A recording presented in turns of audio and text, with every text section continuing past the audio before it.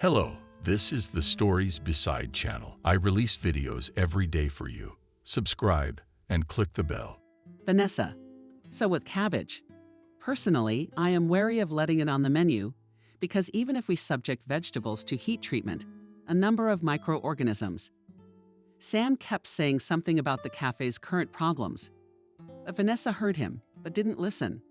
All her attention was magnetically drawn to a text message from an unknown number. "Your husband has a mistress?" That's what it said.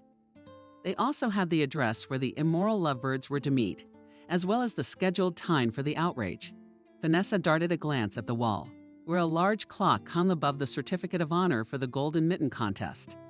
On their backing was a picture of Paris and lots of scarlet roses, a gaudy thing. But they bought them on a wedding trip when they were in the most romantic city on earth. And ever since then, Vanessa considered them as if they were her talisman. It was this watch that was with them always while she and her husband realized their dream. And according to the position of the hands of the clock, the next betrayal was about to take place. Exactly 55 minutes later, there was a nasty lump in the throat. My heart beat frequently and rhythmically in my nose. Fell as if Vanessa was about to childishly roar desperately and resentfully at the world. But she shyly clasped her hand tightly, so the nails with the fresh cherry manicure spun into her palm. She took a deep breath and with a low whistle, exhaled through her teeth calmly. So what happened? Finally, she turned her gaze and attention to Sam. The chief cook froze, clapping his eyes. He looked like he'd seen a ghost. So the Brussels sprouts are all off-white and the corn is canned. The cans are deflated, so throw them away. Nodded Vanessa, rising from behind the table of the head of the catering, and grabbed the handbag standing on it. And what about the menu? I can't buy new products at 6 o'clock somewhere. What am I supposed to do? You're a smart guy, Sam. Vanessa took her coat off the rack, grabbed her scarf, grabbed her gloves. We'll be changing suppliers. That's a definite. Think of something. Change the menu for now. For the next few days, okay, at your discretion. She walked right past him. Out of the office came the young tomato chef. Mick followed her. All tomorrow, close today on your own. Okay, but you'll manage. It's not the first time. Get dressed by the greenhouse. It's early September. Walk to the parking lot belonging to the cafe and get in the car. Start the engine. Vanessa coolly drove forward to where she needed to go. But at the same time, she was hysterical and refused to believe that such a thing was possible. Or believe that cheating was possible.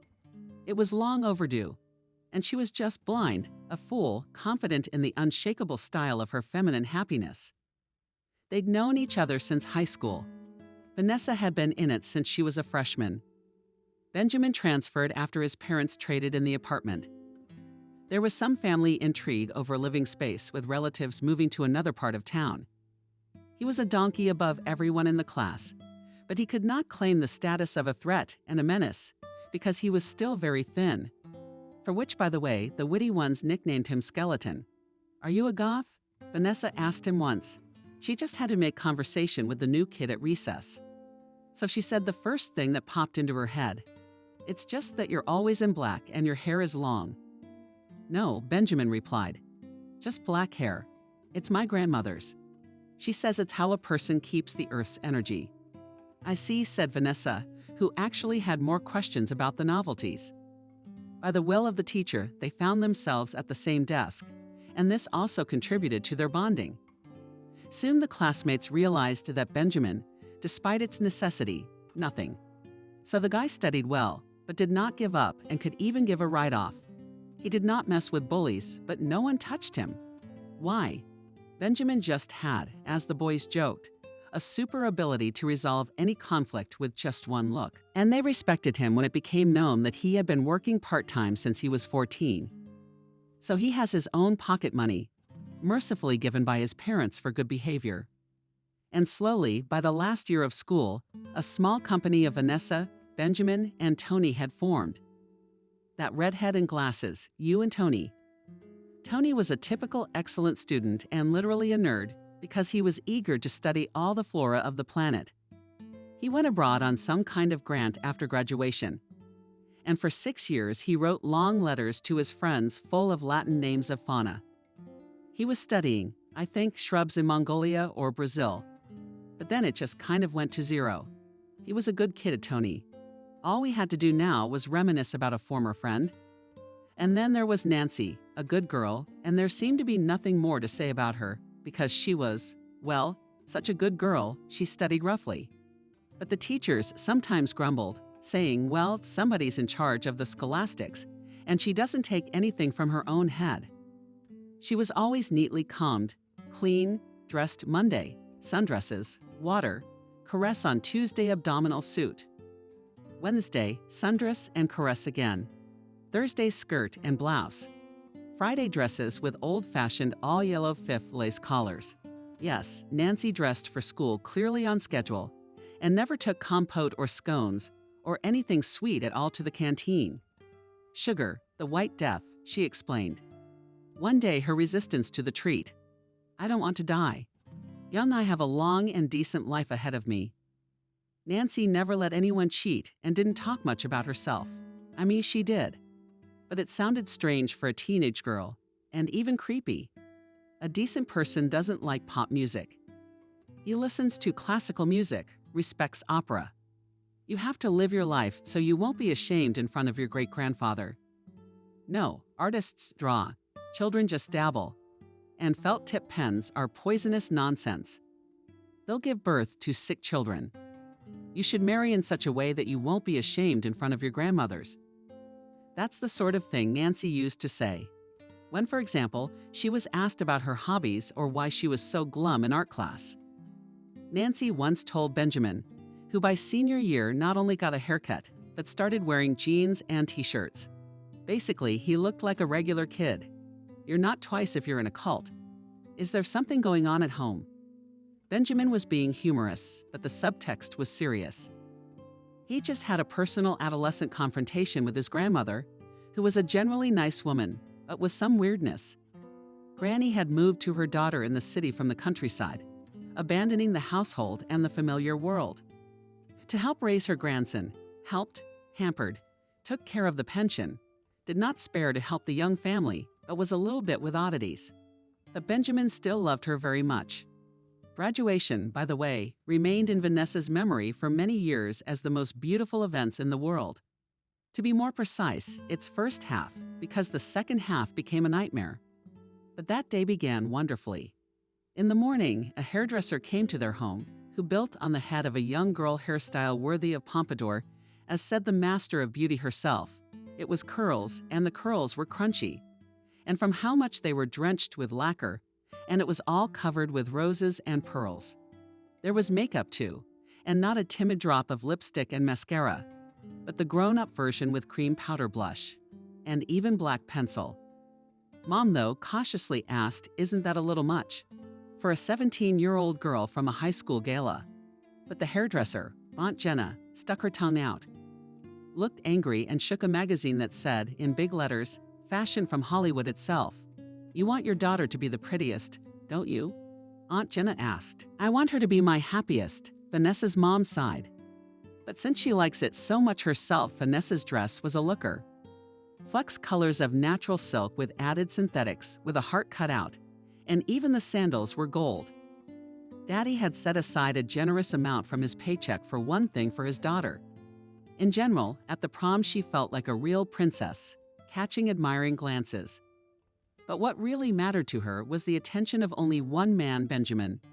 And when the solemn school part was over and the graduates went up to the ship, the main and all terribly expected part of the holiday was expected on the water, then Benjamin suddenly drew Vanessa to a secluded corner where he stood close, took her hands and, looking into her eyes, said, in 3 months we will be 18 years old.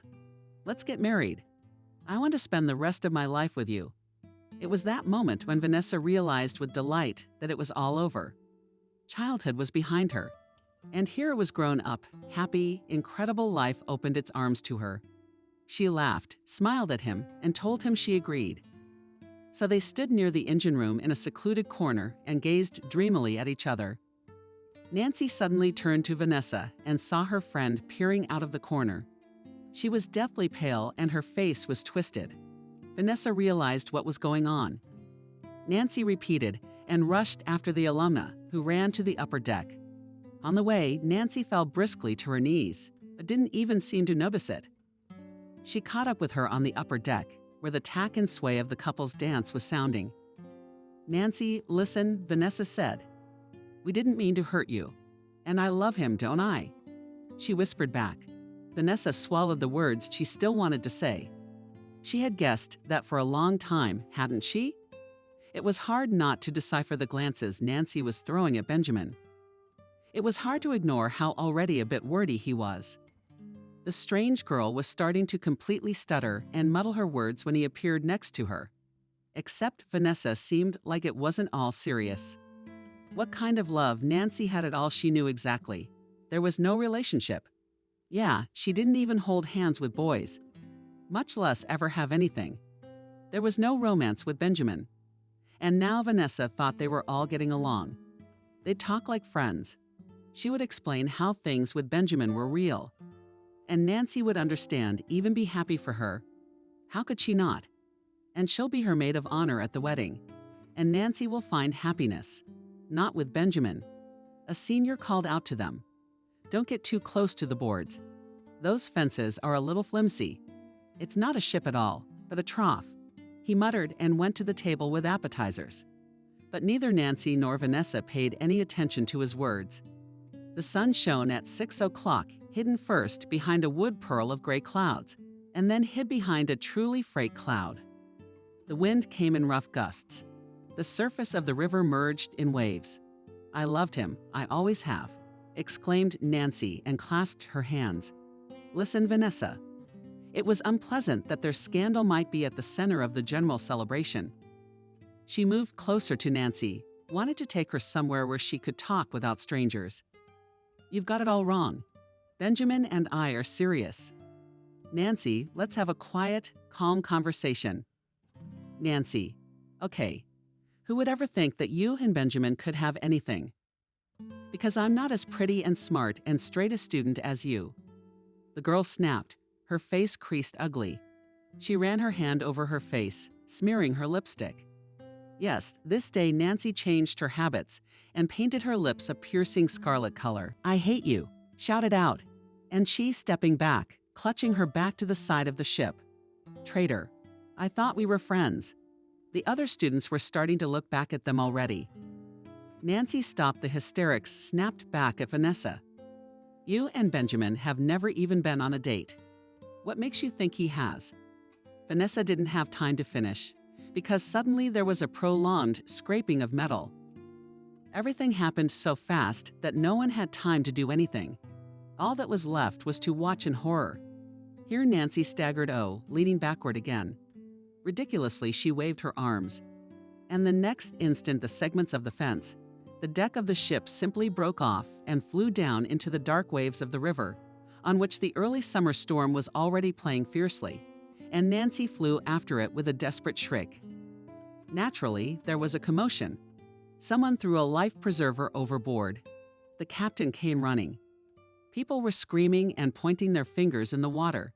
It was a terrible accident. And coincidentally, it didn't end well. And yet it didn't end as nightmarishly as it could have. The thing was that the ship was just passing by a shoal, on which the volume of the shoal was a few Nancy downstream, exactly in my typical doll literally nailed her shoal. But it so happened that the girl was just dragged through a sunken tree, and there was still some junk iron. Sharp rocks. Anyway, Nancy survived, but by the time she was rescued, she was badly injured. Word got out to last night's graduates. Slipped into a coma, and the ugliness on her face and body. Fractures open, scars that would last a lifetime.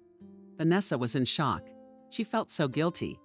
After all, if it hadn't been for their fight, Nancy would certainly have been more careful and not fallen overboard, but she hadn't had the chance to say anything to her friend.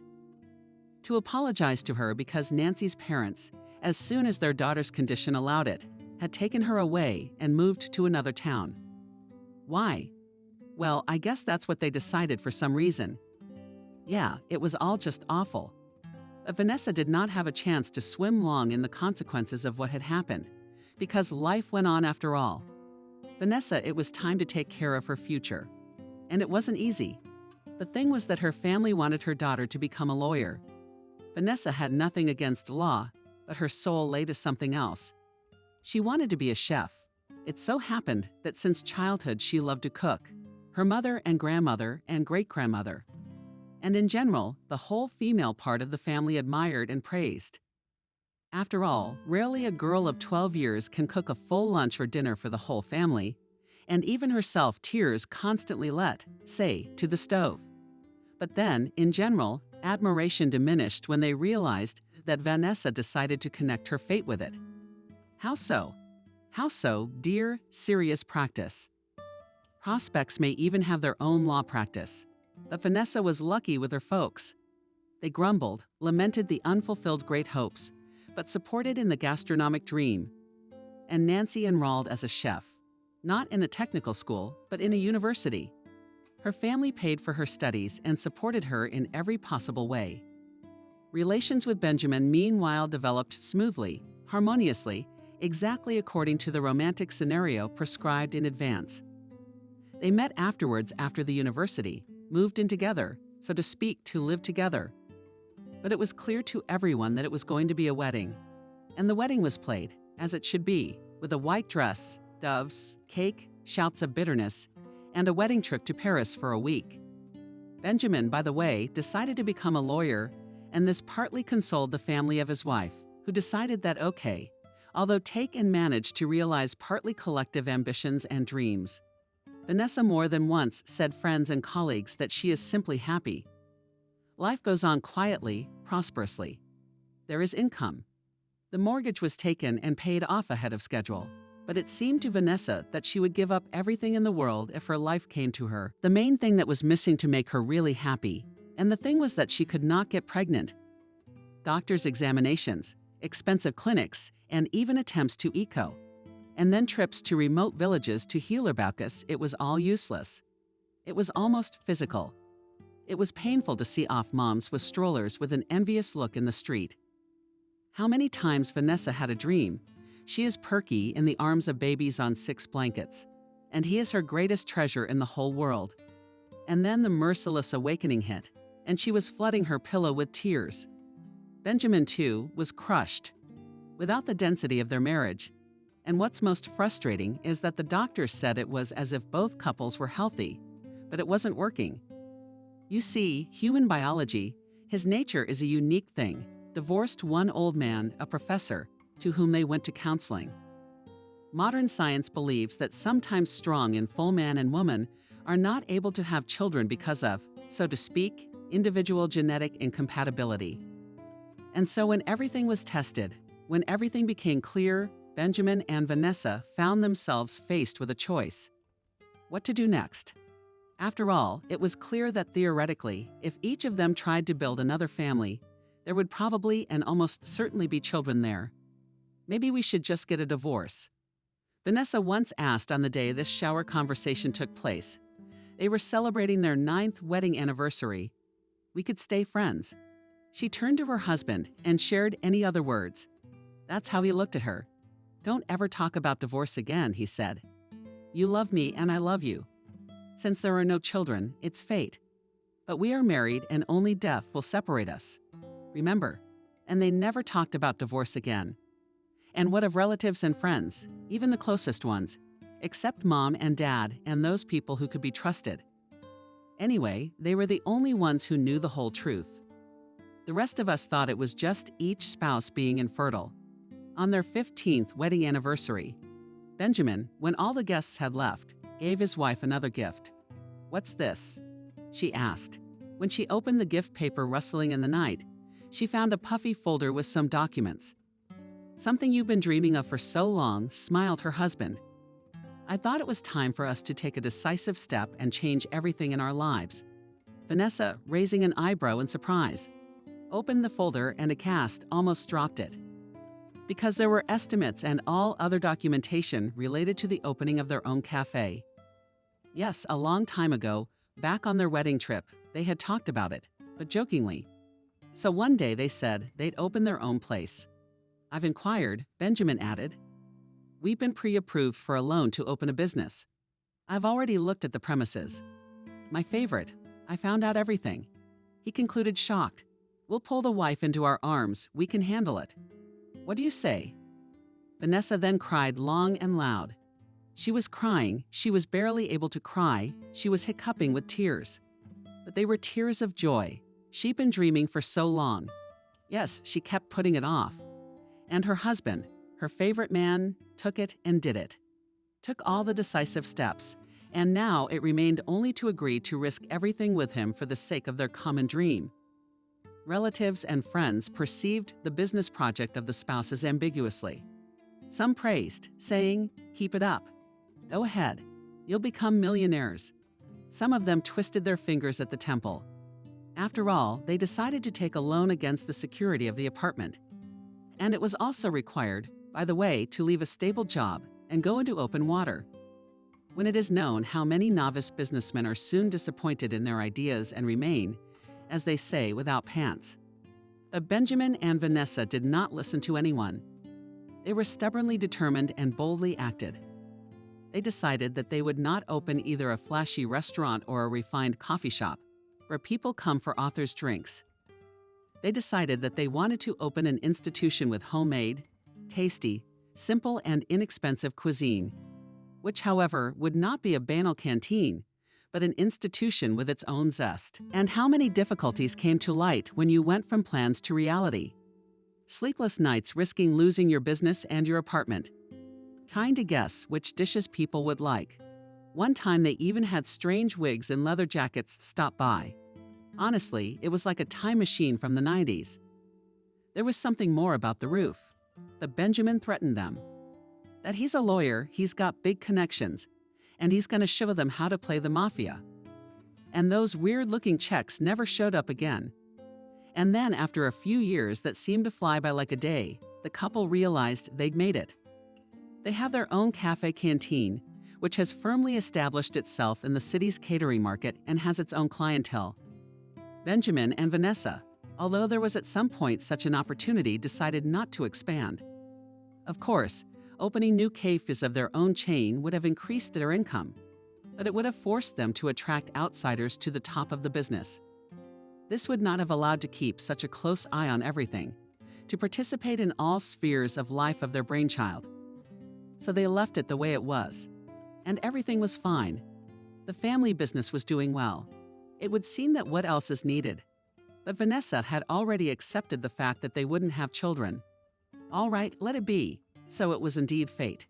But lately, in the last year, she suddenly began to notice how they were drifting apart. No, there were no fights, no scandals. But a coldness had crept into their marriage imperceptibly, just as a night frost can suddenly engulf a garden. Although the day before had been the most similar, but Vanessa had shrugged it off for the time being. Come to think of it, less socializing, not kissing in the morning, and not talking as often as before. I love you. After all, they're not young people anymore. They've been married for years. It's only natural. And then the stresses of business, when you barely have time to eat and take sleeping pills to sleep a wink. It's also a reason not to drown in the body, a sneeze of tenderness. With the other half, it was only that stupid contest, for which Benjamin obviously did not apply from a great mind, and Vanessa still did not find time to take it off. Anyway, it just seemed like married life was going on. They lived like normal people, nothing nightmarish, nothing to get hysterical about. But now, as Vanessa drove the car through the evening streets, she realized no, there were alarm bells. Yes, she was stupid and naive and had ignored them. Like the fact that her husband had been on the phone with someone a couple times and then abruptly ended the conversation when she walked into the room. Your husband has a mistress. The text of the text message seemed to be imprinted in fiery letters in her brain, and Vanessa, letting out a low groan, slammed her fists on the king in frustration. Av almost lost her grip on the steering wheel with both hands and bit her lip. She couldn't yet figure out what she was going to do when she didn't. Not the time for that right now, she just needed to figure it out, to make sure it was true. And so here she was, Velvet Restaurant. The text said they'd chosen the summer veranda, that it was their usual spot. Good evening. Grew up in front of Vanessa, a smiling girl, a waitress, but she only waved her off and walked resolutely forward. Many establishments still kept summer verandas. This one offered guests cozy plaid plaids and used tiny lamps imitating antique lanterns as lighting on the tables. Vanessa noted with a professional eye the well-chosen palette of the interior and the unobtrusive music playing in the background. She walked forward without feeling her feet. There was the familiar back of her head in front of her sitting in a chair, and a woman sitting next to her. She spotted her before Benjamin did and turned around. Vanessa stopped abruptly, as if she had hit an invisible barrier. Her eyes darkened. She exhaled 3 breaths, recognizing her rival. "Oh, Sam, I thought you were stuck in there until morning." Kate winked at the guy and boldly but innocently took him under her arm in a friendly manner. "Just had to check things out well. There are all sorts of things that happen," Sam said, squinting at his companion with embarrassment. Kate was 8 years younger than him. Barely 18 was this red-headed doll who must be out of her petite nether regions. She barely reached the top of his shoulder. She also reminded him of Kate because of her playful directness. Kate had been working as a waitress at Caesars for 3 months now. She'd gotten the job in a very unusual way. She just came in and said she wanted to work there. Although, by the way, in the ad clearly said that you need a person with experience, ready for intensive loads. Running around on your feet all day with heavy trays. That's no joke. The interview was conducted by the owner herself. I mean Vanessa. And everyone was actually shocked that she hired the new girl. She wouldn't last a week, Molly said. A dishwasher who worked part-time at Caesars because her pension wasn't enough to live on. "She's embarrassing us," she rolled her eyes. Emily is a waitress with the figure and face of a model. "I love every spare moment I have on my smartphone." Where she watched Turkish soap operas. Emily was very professional. She was tipped all the time. But sympathizing with the girl was hindered by her arrogance. She turned her nose up, saying that she was waiting for her Prince Charming and that he must be a millionaire. Such words were like a knife to Sam's heart, because he was in love with Emily a little bit. With a high level of unrequited love, and did not want Sam to notice at all the signs of attention that Kate was giving him. He perceived her no more than a little sister. Yeah, I guess that's what it was. Sam had always wished he had a little sister, or a family at all. He was an orphan.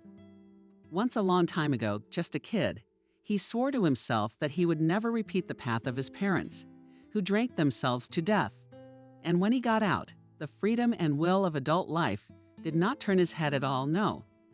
The guy graduated from culinary school, managed to work on the pizza and sushi exchanges. Then he cooked for the culinary department of a large supermarket, and then taking the prize of audience sympathy. At the competition met with her, which at this competition took first place. And so by a happy accident, Sam began to work at Caesars, quickly working his way up from ordinary cook to chef and finally chef. Sam believed he was perhaps as compensation from the universe. For the bitter orphan childhood, he now lived a happy life. Everything was going well for him. If only there was still love in his life, but so far there was no love. He could devote himself entirely to professional affairs. And now Sam was proud that Benjamin, the owner of the place, had decided to take part in a new cooking competition. It was going to be a huge event. It was to be covered by both local and foreign press. And its uniqueness lay in the fact that it was to bring together the best catering establishments in the city. And the competition was not in something trivial, but in dessert. Sam believed, on such a space his bosses will go wild and will definitely win. And this victory, of course, will strengthen Caesar's position in the catering industry. After all, the competitors are not slumbering. Only in the last 6 months on the same street opened 2 establishments. In general, it was necessary to move in order not to go bankrupt. And the more offensive was Sam, when he learned that she, it turns out, considers the idea of the competition is a complete nonsense, and even scolded her husband for this. What does Caesars have to do with an institution with average and even modest cynic, where they serve unpretentious dishes, and a contest for professional pastry chefs for elite class establishments. What we're going to impress everyone with in a high-pitched tone. So everyone heard, did Vanessa Zatia with apple pie or girlfriends, or maybe with seasonal berries? We're just gonna get laughed at. Sam, aren't you listening to me? He was pulled out of his musings. Katya's offended tone and a palpable nudge of her small elbow in the ribs. Excuse me. Pensive. Sam coughed. Nervously, the rain began to fall, and he opened his umbrella over them. Kate was a terrible stretch, and despite the wet weather forecast, the umbrella was not with him. I asked, seriously repeated Kate, and her voice trembled strangely. Maybe we can go somewhere this weekend to the movies. Can there be a new movie like this movie? And let's absent-mindedly answered Sam. About what a movie about love with a huff, replied Kate, and so shot his blue eyes at him, thinking that Sam understood, and he got caught. Trapped himself, but he blanched. He couldn't just say, like a fool, that he'd remembered something important for the weekend. He called himself a dick. And then, as they say, Sam sighed well. What movie theater are we going to? After all, he thought, it's only a movie, not a date. So he will not owe anything to the picture. But from now on, he'd have to keep his ear to the ground with this duck. Looks like it's not such a kitten. Kate never worked a day in her young life before coming to Caesar's. Why would she? If her mom provides everything she wants, if she's spoiled like a princess. But there was a downside to that. Rigid, strict control. The only thing she needed to complete the picture was a flood collar. Kate grew up without a father. No, there was one, of course, but he wasn't talked about in their family. Her mom used to tell the little girl when she asked if he was dead. But then, when she was 14, she learned the truth. Her mother had given birth to her from a donor, flown overseas, and there in the clinic everything happened. Simply because Nancy wanted a child so badly. But she didn't want to get married and have relationships with men. That she strictly forbade herself, and Kate realized very early on why. It was because Nancy had a big problem with her appearance. Her face from her left temple to her chin was crisscrossed with bumps and crooked scars on her neck and shoulders, as if red reformed flowers were blooming. The doctors said that for some reason, perhaps due to a hormonal disruption, the body was unable to fully repair the areas damaged in the accident. The skin was formed with thick pigment flecks. For this reason, Nancy never wore anything revealing. And if she had to leave the house, she stood in front of the mirror for long periods of time applying makeup. But it didn't hide the scars of her uneven face. Already at the age of 10, Kate knew grandparents and general native moms. They spent a lot to make her beautiful again. But the peculiarities of the body, its reaction to Lisa, they did not allow Nancy to fully visit plastic surgeons. After all, to somehow improve her appearance required surgery. And so at the family council, they decided that health was more important. And Nancy herself began to treat her peculiarities already philosophically. However, when Kate was little, she was still very offended that other children had fathers and she did not. "Mommy, you are my most beautiful," often said a simple-minded girl. "You should all love you? Let's find me a daddy. And you a husband." Sometimes Nancy would laugh at this. But more often she got very angry and told me not to talk nonsense. Later, in adolescence, when Kate was already beginning to realize herself as a person, she realized the whole nightmare her mother was living in. So, in principle, Kate allowed for the idea that even with physical disabilities, it was possible to love a person. But she also realized that the likelihood that her mother would meet such a spiritually rich man, for whom appearance is not the main thing, is extremely small. As for the mother-daughter relationship in general, it was good, but complicated. The fact was that Nancy firmly knew what was good for her daughter, and Kate thought it was completely stubborn teenage stubbornness that she knew better. The final straw that created the storm was her mother's words, which sounded like an order. That after school, Kate would go to a university of economics and become a manager. "I wanted to go to Africa to study animals." Kate objected, as if she were a child. "Mom, I'm not going to make a good manager. I'll die of boredom." "That's what, daughter?" Nancy said sternly, "As long as you live in my house and on my money, I'll decide what you do." And clearly, Nancy was used to commanding, because she herself had worked in the personnel department of a large enterprise all her life and kept subordinates from small to large, not counting her direct superiors. That's what they call in a tight grip. But since Kate character clearly went to the mother, and maybe in the mysterious father of the donor, the easy victory Nancy did not win, and the daughter simply hid her papers. So in the room she hid that her mother and grandparents could not find. Here announced Kotenko, folding her arms across her chest, and looking Volchok, I will not go to your university. No way, I'll go next year, wherever I decide. In the meantime, I'll live on my own money and pay for the utilities. Nancy only twisted her head and the next day blocked the card with which her daughter used to spend money. The grandmother said everyone wanted to give her a heart attack, and another day later gave her granddaughter one of her cards. I won't let my gold starve.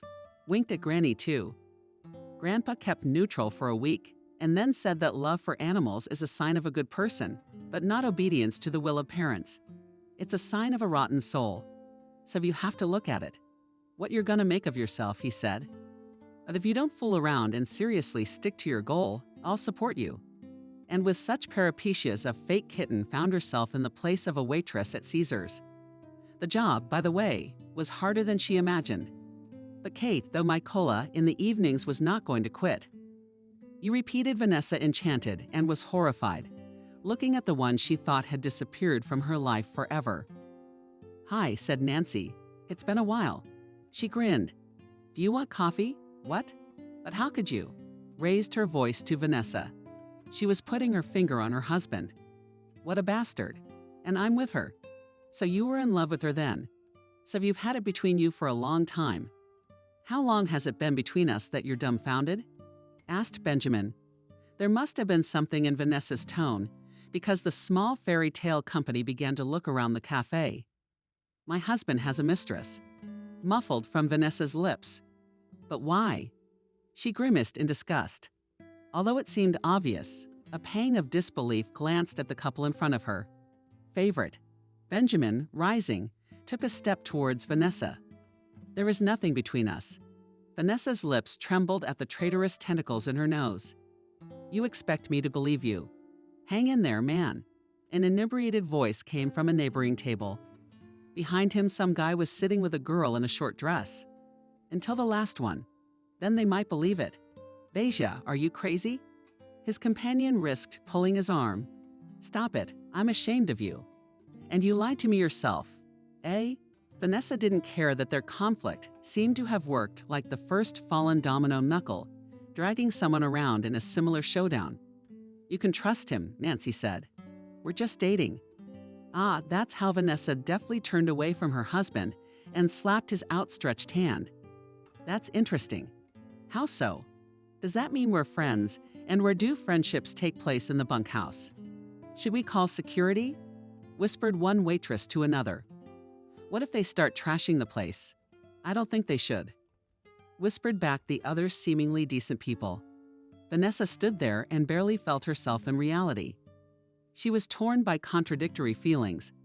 On the one hand, a burning resentment and a willingness to send their marriage into tatters right now and throw the wedding ring in the traitor's face. On the other, a desperate longing to believe everything, even the outright lies. Let your spouse take you away from here and forget everything like a terrible dream. Vanessa sobs muzzle and often oversees vision behind the fog. Because the tears did rush from her eyes. Vanessa reached as through a layer of absorbent cotton to her the voice of her ex-girlfriend. There's nothing between us. He's telling the truth. And then Vanessa finally burst into hysterical sobs. She flopped down. Would have come out with her heel on the floor. But her husband gently grabbed her by the shoulders and sat her on a chair, brought her a glass of water. The waitress girl handed it to him. But I got a text. Vanessa was rambling. What's going on? Why are you two meeting in secret? Is it true? Is it not true? She asked, shifting her gaze from her ex-girlfriend to her husband and back again. It is, they both answered in unison. What place did you get? Nancy asked. And from whom? I don't know, shrugged Vanessa and took out her smartphone and put it on the table. Here's the message. Nancy and Benjamin leaned over the screen. I don't know that number, Benjamin muttered. This is some kind of evil joke. Nancy, what do you think? Oh, you little brat, Nancy exclaimed. And she struck the table with such force that the tiny vase of late herbarium bouquets, which had fallen to the floor, shattered. Alpay guiltily turned Benjamin to the waiters, who had just been sighing calmly. But after the outburst from Nancy, they tensed up again. There was no way to get away from the dinner grandmother had prepared. And now, finding herself in her room, Kate from the table tone unbuttoned the leg of her jeans. Wistfully, thinking about the fact that she'd swallowed what must have been a week's worth of calories, no less. Good thing at least she was now spared lunch at Nana's, because she was eating lunch at work. That's for family, though. Kate said that she lunches there, and herself tried to limit herself to an offended yogurt or an apple, because she considered herself a half. Yes, weight versus BMI hinted that this was true. It was a magical evening. He and Sam went to the movies and sat in the back rows. He was crunching popcorn, drinking unhealthy soda, and she was looking more at him than at the screen. Kate was in love to the point of butterflies in her stomach, and genuinely thought it was real feelings. And the fact that she'd had such a crush before that was the real deal. What kind of romantic infatuation could there be in high school? Just a dalliance? They were boys who were shy. True, it may have been partly so that this grandmother and mother strictly controlled her social circle, not allowing her to hang out with boys who wouldn't be afraid to say at least on the eve of graduation, "I fell in love," but what was what was. Now Kate considered herself a grown-up, practically an accomplished woman, and was ready to literally fight for her happiness. Since Sam was so uncomprehending. To think he hadn't even tried to kiss her for nothing. It turns out that she poured those expensive perfume from the elite brand, which promised, not according to advertising, to drive any man crazy. The next morning, Kate didn't have to go to work. A legitimate day off, and she was going to get some sleep and then go to the zoo. But the morning right after breakfast, when Grandma left to visit a neighbor, they were both into growing orchids and were going to move the plants to winterize. And when Grandpa left for the clinic, he had an appointment with an ophthalmologist. In the morning, Kate's mother suddenly knocked on Kate's room. "Daughter, we need to talk," she said. The overtone was calm, almost affectionate. But Kate had a feeling as if an unknown animal had slid across her back like a clean paw. It was a bad feeling. And then Kate walked into the hall and saw the look on her mother's face. Oh, she knew what was coming. "Daughter, how do you explain this?" asked Nancy, and pointed at the smartphone and the texts Vanessa had sent her the day before. Kotia stretched out in a string. She folded her arms across her chest and pressed her lips together. What did she have to say about it? "Because I want to protect you," the girl blurted out, and then, unable to stand the fact that her head was spinning like tornadoes, a field tornado ripping through her head. "Because I can't watch you ruin yourself." "Did you call Benjamin?" asked Sam, standing in the supervisor's office. "I asked for no middle name, but it was Benjamin. Because I feel too solid, you know." "I understand, Benjamin."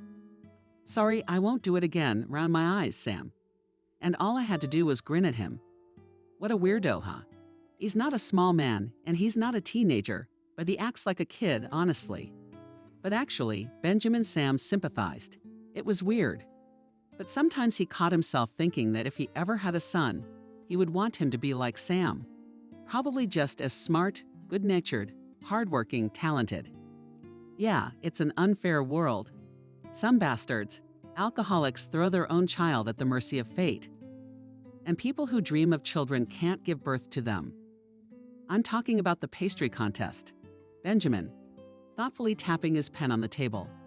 I think Vanessa is right. She is a good cook, but not a pastry chef, and has never been good at desserts. Therefore, her candidacy to participate is canceled. I mean, that's what Sam said disappointedly. So Keezer's out. It was such a brilliant chance. There is a chance, Benjamin grinned. And teaser is in. You're just going to the contest. You what? I'm rounding my eyes, Sam.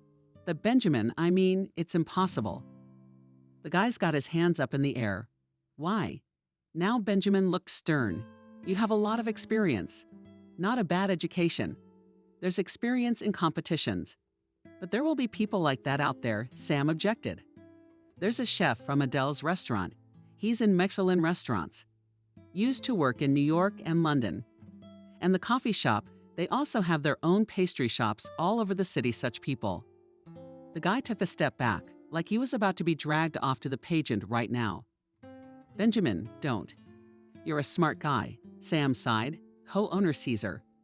And remember, when you first became chef, you suggested introducing tiramisu, glossy cakes, and a chocolate fountain to the menu. We, of course, said no. After all, our profile is the most common home-cooked food, and not something you can't make at home. But we'd have to complicate the kitchen, and the price tag would be high. We have to stay the course. We're like a good canteen in terms of prices and assortment, but like a cafe in terms of service and atmosphere. But now, Sam, this is your chance. And you're a man who's accomplished so much, aren't you? Will you let him in? There was silence in the office for a few minutes. Everyone was thinking about something else. And then Sam looked up, clear-eyed. He had made his decision. Okay, Benjamin, just Benjamin. Okay, I agree, I'll do my best. But if I win, he added with a cheerful smile, we'll discuss again what we can include in our menu. Deal. Deal, Benjamin smiled back at him. Kate didn't realize that her mother was ruining herself right away, and even at first, she was happy about it. And how could she not be happy that her mother, who was already over 40, suddenly decided that she was still a woman who did not want to spend her life without love? Which meant she needed to find a man to be her soulmate. Nancy suddenly decided that her physical imperfections were no reason to give up her personal happiness. Kate was thrilled, but it wasn't that simple. At first, Nancy tried to find a suitable candidate for future husband among her entourage, friends, buddies, and colleagues. There wasn't much choice, but one man reciprocated. His name was Nick, and at first glance, he seemed quite decent. His home does not drink, divorced. But that's just the little things in life. Anything can happen. But then suddenly Nick borrowed money from Nancy. Then he borrowed again. She upgraded his car and bought him a huge plasma TV. Then Nick said he wanted to start his own business, and therefore needed more money. I may be a historian, said Kate's grandfather, but I'm not out of my mind yet to fall for his lies. I mean, it's a common Alfonso. Nancy at first defended her lover, but then, as soon as she canceled Nicholas' financing, he immediately showed his true colors. Nancy naturally cried. But then she decided one failure doesn't solve anything. And after a while, she met a new man. His name was Gosha, worked in the car service, and he earned obviously well, because he was a master of high class. And it seemed that with him you can definitely be behind a stone wall. But suddenly it turned out that he dreams of a child, and only to have a child, and that's it. And then you can do whatever you want, sweetheart. It turned out that Gosha was the founder of his own philosophy, according to which his genes are among the most valuable on planet Earth and should be spread everywhere. In the end, Gosha admitted that he had a dozen kids at least all over the country. He'd also confessed that sometimes he switched his girlfriend's pregnancy prevention pills for ordinary vitamins. Anyway, Nancy broke up with him, a little horrified, and for a couple more months, very disturbed. Because she was just taking the pills and she was afraid. Was she pregnant? Nancy's next man was Martin, a handsome man just under 30, whom they met when, as a cab driver, he drove Nancy and her daughter to the dental clinic. And as with previous beaux, Martin had turned out to be a surprise. He just believed in aliens. He believed that the Earth is secretly ruled by reptiles, and to protect themselves from them, you need to drink infusion, special from herbs and mushrooms, which he himself collected. But that wasn't the end of it. After parting with Martin, other men appeared in Nancy's life. A bandit, an alcoholic, and another type, who decided that when the kitten turned 18, she would also become his mistress. And your mother's all right, winked the immature sleuth. One day, Nancy. After that, by the way, Kate's grandmother drank heart drops for a long time. And grandfather threatened that Nancy should not be married off, but put in a madhouse as a spoilsport. Who? Said Lisa. Kate. Grandma, what kind of spell? Mom just gets the wrong men. If this keeps happening, I don't know how we're going to live. Lisa said, I don't know how we're going to live. a thorough family conversation took place, at which Nancy was persuaded with a chorus, "Stop trying men if you're not lucky." No love life. Well, that's just fate. What do you want? Father was telling young Nancy off like a fool. We have a place to live. The apartment for Kate is bought, the house will be finished, and the young people will have their own corner. 2 cars, savings for a rainy day. You have a profession and a salary that makes me jealous. We fly to Europe every year. We live. We don't know what to do. Is it on the men? That's all right. Don't embarrass me. I'm not risking myself or my daughter anymore. No more dates. It's a deal. And for a while, Nancy went quiet. She seemed to have forgotten all about trying to make a life for herself. But then Kate noticed something was wrong with her mom. She visited a beauty salon, bought a new dress and boots, but most importantly, her eyes were shining in a special way. Then Kate realized Mom was in trouble again, and she decided to stump another nonsense just on the route, just to find out who Mom was messing with again. But there was no need to play detective. Everything was decided by chance.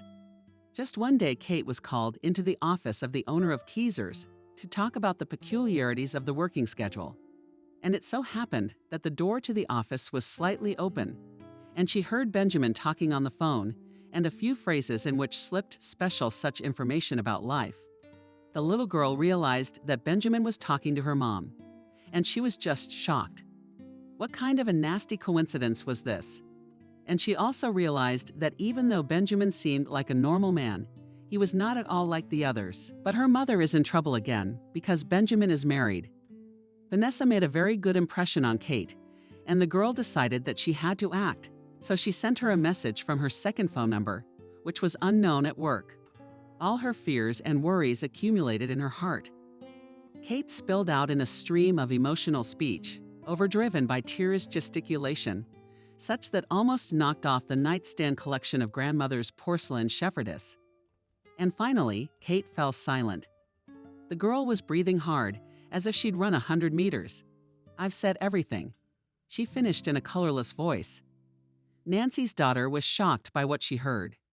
Yes, she was well aware of how unsuccessful her attempts to find a man had been. And she had given up all plans for personal happiness. She had learned to get used to a lot of things in her life. First, she had gotten used to the fact that her parents had taken her away from this town to another, away from anything that would remind her of tragedy.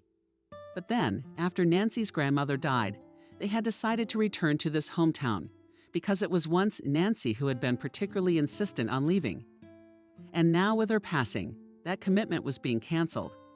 "My daughter, my dear," my Nancy stepped toward her, and though Kate tried to dodge, suddenly she hugged her, pulling her to her, took her hair away from her wet face, and gently stroked her cheek. "It's all right, but my silly girl. Why didn't you say anything to me? Would you have listened to me?" clapped Kate. "You've been dragging things out with everyone to the last minute, till it got bad, and yet you shook your head. Nancy, we're all you and I'm grandparents. We've talked about everything. I realized that I guess it really wasn't fate. I guess I'm destined to spend the rest of my life alone. But honey, you've got it all wrong, Benjamin. I was really in love with him once," Nancy said thoughtfully, and tears welled up in her own eyes. And then she told Katya for the first time that she had once had feelings for Benjamin. But the silent one was timid and didn't even try to talk to him about it. And how it all ended, told neither he nor she, of course, was to blame for what happened, Nancy said. "It was all my fault. Stupid I was. But now years later, I just wanted to tell him that I had let go of those feelings, that things had changed. We met and decided we were just going to be friends. And as for his wife," Nancy grinned. "I didn't know what Vanessa was like now, did I? I was afraid she wouldn't approve. You know, they say it's impossible for a man and a woman to be friends. But it's not true. Maybe. Benjamin and I used to date. I don't deny it. But as friends, we'd walk around town, reminisce about our high school days. What's wrong with that? And what's in it for you, daughter? And what do I swear to you, daughter? To make you believe that there was nothing between us." If Kate had any strength left, she would have burst again. Now from the realization of what a stupid thing she'd done, how she'd essentially set her mother up by putting her in such a bad position in front of her ex-girlfriend. "I believe you." Kate nodded. "Mommy, I'm so sorry, please. I didn't mean to." "Yes, I forgive you." Nancy waved her hand. "After all, it would be weird and wonderful if you didn't do something stupid at your age, so we'll just consider it a supplement to your belated teenage rebellion. By the way, there's my life as a job." "All right," Kate smiled through her nose. "It's all good. There's a contest coming up, but it's unlikely we'll win. The competitors are just dragons. And then there's this guy. I like him." She lowered her eyes. "Come on," Mom beckoned her. "Sit down and tell me about it. Let's go to the kitchen. I think Grandma's famous berry pie is still there. We'll talk over tea." That day, Vanessa went to work like a hard labor. The mood was a nightmare. Not only did her parents again read tedious lectures about the fact that she should go to university and not work as a waitress, but the guy she met on the dating site turned out to be not the youngest businessman with a startup worth $1 million, but an ordinary guy who immediately admitted that he put his photo on the shots with expensive cars and resorts in Dubai in order to attract girls. "You know the saying," he said, taking Emily to a cheap diner that served donuts and didn't even have decent coffee, just the simplest of instant packets. "You meet people by their clothes." "I don't know," Emily replied, squeamishly setting aside the greasy donut. "What do you think? Who's going to go out with you after that?" "Why not?" He shrugged. "I'm a regular, normal guy. I'm not an oligarch. I work in a factory. I live with my mother and grandmother. We have an apartment in a nice neighborhood. There's greenery all around, and in the winter we make snow towns in the yard." "But why do you do it?" Emily asked stubbornly. She was just curious. "Yes," Nick shrugged again. "The girls today are you know what kind of girls, but their demands are high." "What to do?" "Well, I figured I'm a normal guy. I want to date someone like you. Beautiful, smart. Don't think I'm going to spend my life just working in a factory. I mean, I'll be a foreman later on, like my father was." "You're a fool." Emily laughed, and, having risen, has dropped on a plastic table a handful of change. "I can pay for the treats myself." "Yes, wait, you," Nick tried to grab her by the arm, but the girl shuffled aside her nose. "Yeah, but you wouldn't give a normal guy a chance. If I was rich, I'd stay. Is a tight wallet all that matters to you? And she's so beautiful. I thought you had an inner beauty too." "Yeah, but I poked you, Emily, and I got out of your coffee. And so it was time to go to the hated job again." And Vanessa was 20 years old, and she realized that she would be like that without education. She would be a saleswoman or a waitress. But Emily was not going to go to university to lose her young years there, so that then she could sit on low wages for years while others would live beautifully. However, here's Caesar. She was only earning seniority and experience. And then she was going to luxury restaurants to get a job where the crowd is more decent. And she'd definitely be able to pick up a wealthy man, although just last night she had an idea. And what is she waiting for when she already has a wealthy man, that is, the co-owner of Skeezers? Emily had had a good time studying him. He seemed to be a gentleman, which meant one that would be easy to spin. As for his wife, Emily could see perfectly well that Vanessa, despite her substantial income, looked like a shepherdess. Her hair has gray hair, her makeup the most inept. He is her even old man, the figure with age has floated, that is called. If she had that kind of money, Emily would definitely walk like a queen and in the fall would go not on the shuttle bus, but in a private car with a driver and not in a jacket. Simple went from which the figure as a barrel and in a fur coat mink or even lynx. So Emily decided, why not? She is young, beautiful, fresh, and knows how to behave with men. Benjamin, who is accustomed to his spouse a woman's pleasant dish, will definitely not resist. The main organizer of the contest for restaurants and cafes of the city was the restaurant White Swan. Many funds were spent on the preparation. And now the kitchen was ready to receive the participants. Everyone was going to allocate their workplace. The very presentation, dessert from the contestants, as well as their tasting by the jury were to take place in the main and most spacious banquet hall of the restaurant. And of course, the cream of society was invited to this event. Sam was shaking nervously at the mere thought of participating in all this, and he wondered 100 times a day whether it would be better to give it all up. But the boss's promise had already been made, and Sam's name was on the list of competing chefs representing their establishments. So the fact of the matter was that all we had to do was accept it. But that didn't stop me from being nervous. "Benjamin, excuse me, are you busy?" Emily slipped into the office. This day, Keezer's was closed to the public for the reason that there were workers working in the hall. Finally, it was decided to replace the light fixtures on the ceiling, as well as update it in general with decorative elements.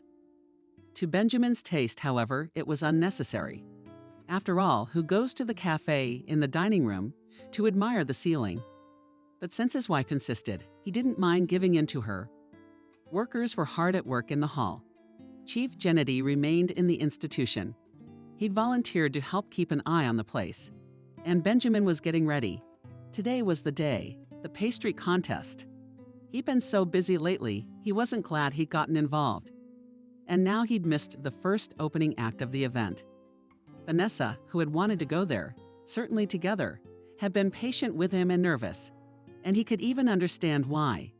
Because even though they had talked about everything thoroughly, and she seemed to believe that nothing had happened with Nancy, there was still some tension between them. And now they were almost fighting.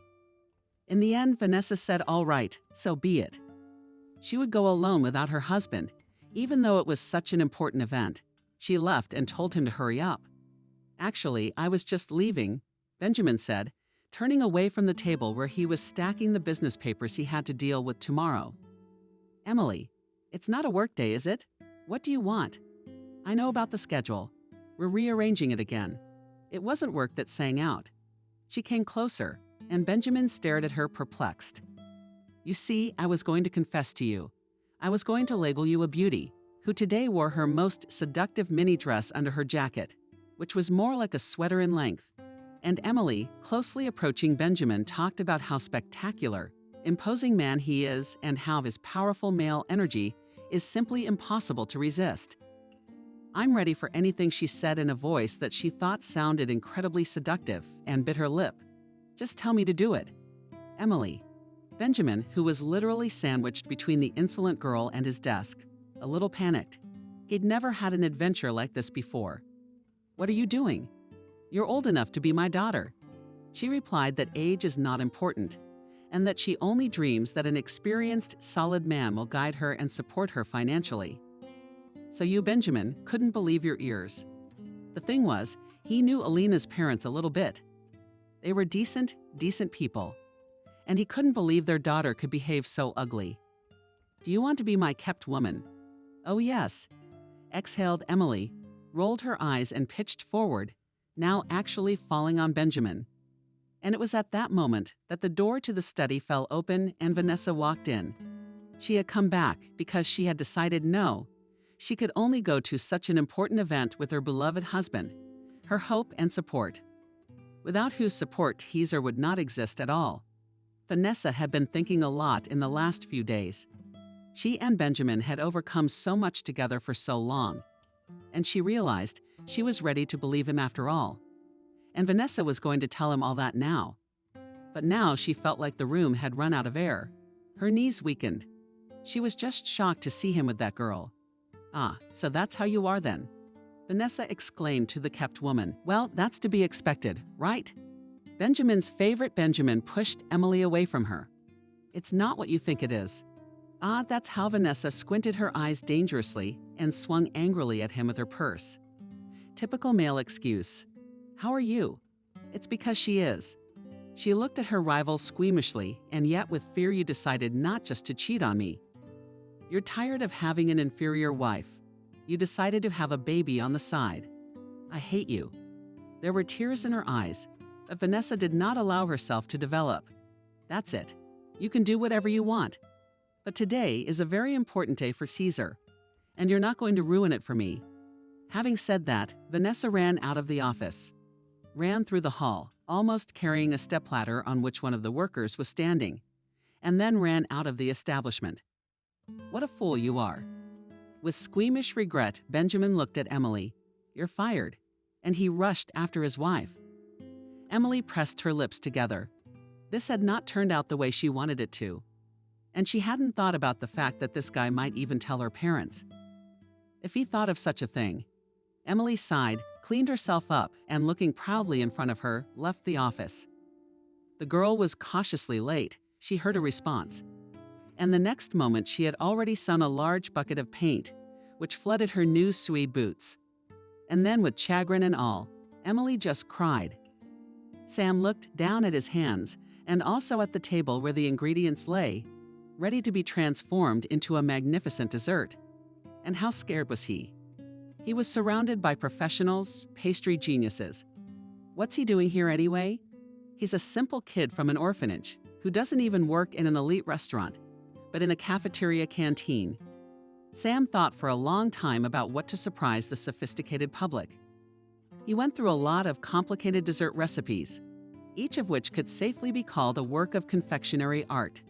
But then he suddenly remembered the main condition of the contest was to prepare a dessert that the chef thought was the best. That is, that he personally thought was the best. And such a dessert was on Sam's mind. He tasted it for the first time in an orphanage. There worked one teacher. Her name was Nina, and she was a kind, but unfortunately childless woman who, not knowing the joys of motherhood, decided to devote herself to the care of poor children who were left without family warmth. And sometimes she treated the pupils to what she knew how to cook best, apple pie. Sam, like many orphans, adored candy, chocolate, and all kinds of sweets from the store. But nothing could compare to this pie with apples.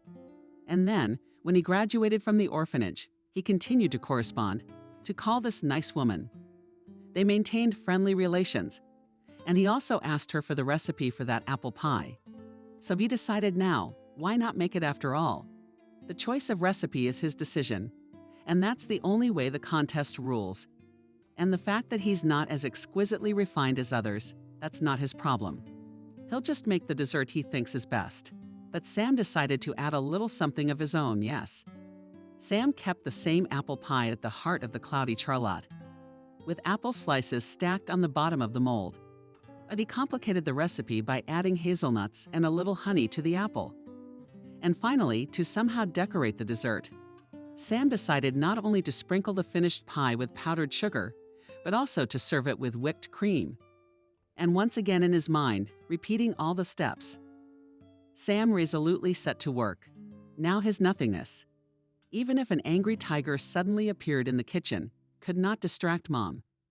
"Thank you so much," Kate thanked him again. Nancy had made some useful connections over the years, and it was one of those connections that allowed her to get 2 invitations to this contest. But Nancy wasn't interested in that sort of thing. And she came here, of course, because her daughter wanted her to. She wanted to support the boy she was in love with. And on this occasion, by the way, Nancy decided to waive her own rules about not giving her daughter money, and together with her went to the store where she paid for a very smartly colored holiday dress for the kitten. And now they were among the guests. "Mom, there are such delicious pills," and chocolate-covered strawberries. Kate had one bad domestic habit. She often tried to carry more in her hands than she could carry. She'd gotten caught a couple times at work, when she'd taken an order and instead of going to the kitchen to get it, she'd loaded one tray twice at a time. As a result, it flew to the floor, but after she was reprimanded in front of the whole team and deducted the cost of missing dishes from the salary, Kate did not do so. But now for some reason again did so a girl hurried to her mother with a tray of delicious, and there were glasses of alcoholic fruit, cocktails, and when it was necessary to warm up. Kate failed to perform this maneuver, and as a result the contents under the nose flew on the floor and partially on the costume of this man. Oops, sorry, Kate was jumping around the injured man, offering paper napkins. Kate's daughter. How could you not be so neat? I apologize for her too. Nancy showed up. It's not worth the trouble. Mademoiselle Madame answered them in a strong foreign accent. A man. He looked to be about 45 years old. Black hair with a noble gray at the temples. A neat beard and mustache. Shrewd gray eyes and strong-willed facial features. He was dressed in a Kremlin and suit with a mottled silk tie, and in tone with it a silk handkerchief in his jacket pocket. And now on the light-colored fabric of the suit, with no glossy stains, blurred traces of the thick sauce based on cream cheese and tomatoes, which earlier had been crabbed in their baskets. "I guess it's not so terrible," the man smiled, rejecting the offer to wash it all immediately. "Really, ladies, I'm not worth your concern. I've had worse things happen to me. My hotel is almost an hour away, and I don't want to miss a minute of what's going to happen here." So he threw up his hands. "Let's just consider it an eventuality, the usual course of life. May I?" He pointed with his hand to the stage from which the contest organizers had already announced something important. "I apologize, but I must leave you. I need to say a few words too." "Who's that? Don't you know?" Nancy casually asked thoughtfully as the man withdrew. It was very strange, but she suddenly felt something inexplicable. It wasn't like the silly romantic interest that had come over her when she'd met those other men, the ones she dreaded to think about now. "I don't know," Kate shrugged, "but he looks French. Your daughter was right to join the conversation. One of the guests of the evening is a lady in years in a black floor-length evening dress and a fur cape on her shoulders. His name is Antoine de Father. He is a legendary restaurant critic who has traveled the world to tell true foodies what is worthy of attention." The lady sighed admiringly. "It's a pity he's about to end his career now." "Really? Why?" Kate asked. "You see," the lady said eagerly, "Antoine started out as a chef and only then changed his trade. Now he intends to open a French restaurant. Yes, by the way, let you not be deceived by his name and excellent knowledge of this language, although he was born in Paris, but his mother was from the USA. And now he has decided to return to his roots. Came to us to travel and choose where to settle down. But he's a special guest of honor here, and it's even scary to imagine how much the organizers of all this paid for him to agree to take part in the jury and to give his opinion of the contestants. And if he speaks badly of Sam, I don't know what I'll do to him," Kate muttered. "Vanessa, we need to talk." Benjamin was beginning to feel like he was out in the desert chasing circulation, because ever since they'd come here, his wife had been slipping away from him. And while he could understand her, who would enjoy catching their other half in such an ambiguous situation? But right now, he still couldn't understand why she just couldn't stop and let him explain himself, as he had already done when she had caught him in Nancy's illusorily compromising society. Finally, he caught up with her. Vanessa stopped at one of the Greek-style columns, which in this room served more as decorative elements than actual supports. Vanessa stood with her arms folded across her chest. "What do you want to talk about? Divorce? What? Honey, come on." Benjamin dropped his hands doomfully. He was ready to talk, but he counted on a calm, sober dialogue, not a monologue from his own side, in which all the words would be as if into the wall and bounce off the stubborn negative mood of the wife, her desire to close and her far-fetched resentment. "Tell me how long this has been going on." But there was nothing, Benjamin replied. He looked her straight in the eye, and would have given anything in the world, it seemed, just so she could read in his eyes the confirmation that he wasn't lying. The first time was Nancy. "We met as friends, talked. She asked, said she wanted to talk to you too, but later. Remember what kind of friends we were? There was no other company like us at school back then. You see, Nancy, she was just afraid you'd take it the wrong way." So Vanessa feared correctly and looked away defiantly, but immediately turned her face back to him. "Okay, that's taken care of. Are you just friends with this Elena too?" "No," Benjamin shook his head. "But I could swear on anything you say that I didn't give her any reason to behave that way. But you yourself know that the other waitresses, the staff in general, have been complaining a little about her. That she's been acting a little too loose with the guests, like she's flirting with some of the men. We didn't pay attention to it, of course, but I think I know what she wanted. The other waitresses used to say that Emily dreamed of finding a rich husband and any patron at all. Quick, Vanessa grinned bitterly, so she decided to go for it. What a girl her lips can be. A smile touched her lips for the first time since the quarrel. And it put hope in Benjamin's heart, so she started it first. And you were just confused, but you were getting ready to fight back. When I came in like that, yes, it was like that, Benjamin exhaled. Vanessa, I can't prove to you that I'm not lying. All I can do is to be as honest with you as I have always been with you. And then it's up to you. But I love you, and I don't want any other woman in the whole world. Even if Vanessa had a hard time drowning, I can't bear you a child, Emily, or some other young girl.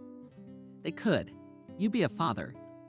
You know, a long time ago, when I was a kid, Benjamin said, I used to dream that I was a bird, and when I woke up, I felt so disappointed. I thought it was so unfair. But then I realized that not having wings is just part of life, part of the world I exist in.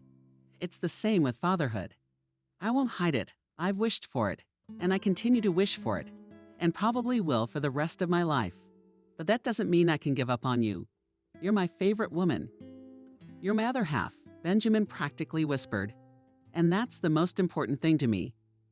Nancy had already prepared many words of reconciliation, but now they all seemed shallow and inappropriate for some reason. And so, taking her husband's hand and meeting his gaze, she said just a few words. I believe you and thank you for being with me. Sam hasn't felt so insecure since. What was there to say? He had never felt so insecure in his life. What was I going to do?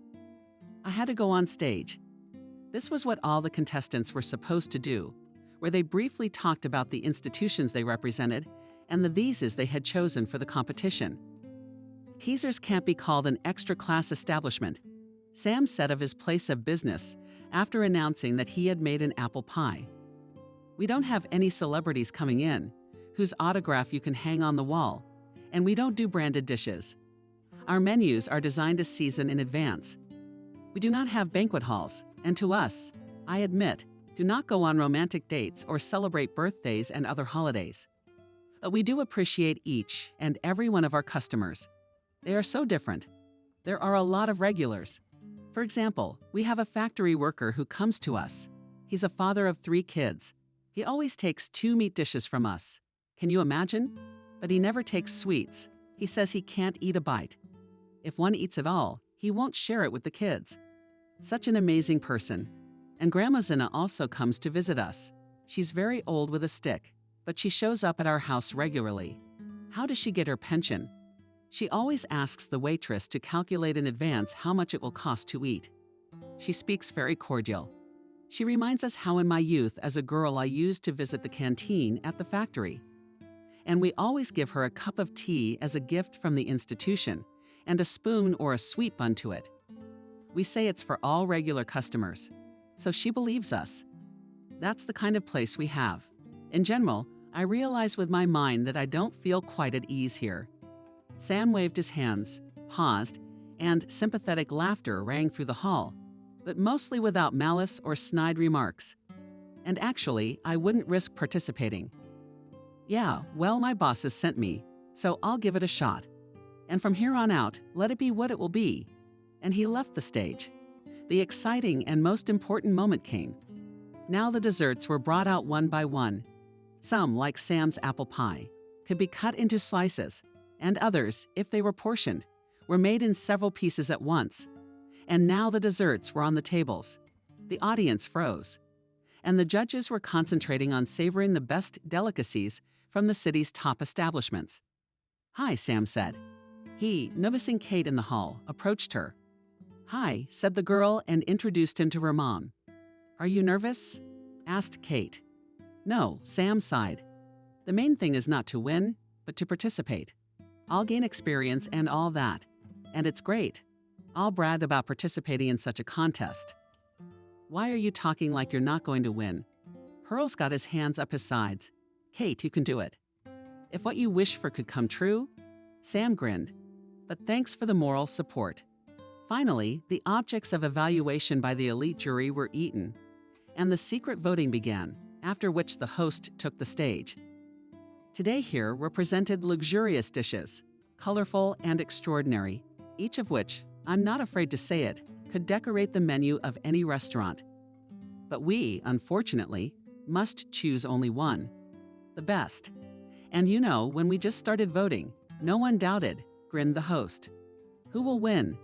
A delicious chocolate fountain. It intertwines the classic traditions of this dessert and its original reading. An author's perspective. We all agreed that this would have been a fair choice on all counts, Well, that's what I thought. Sam lowered his gaze.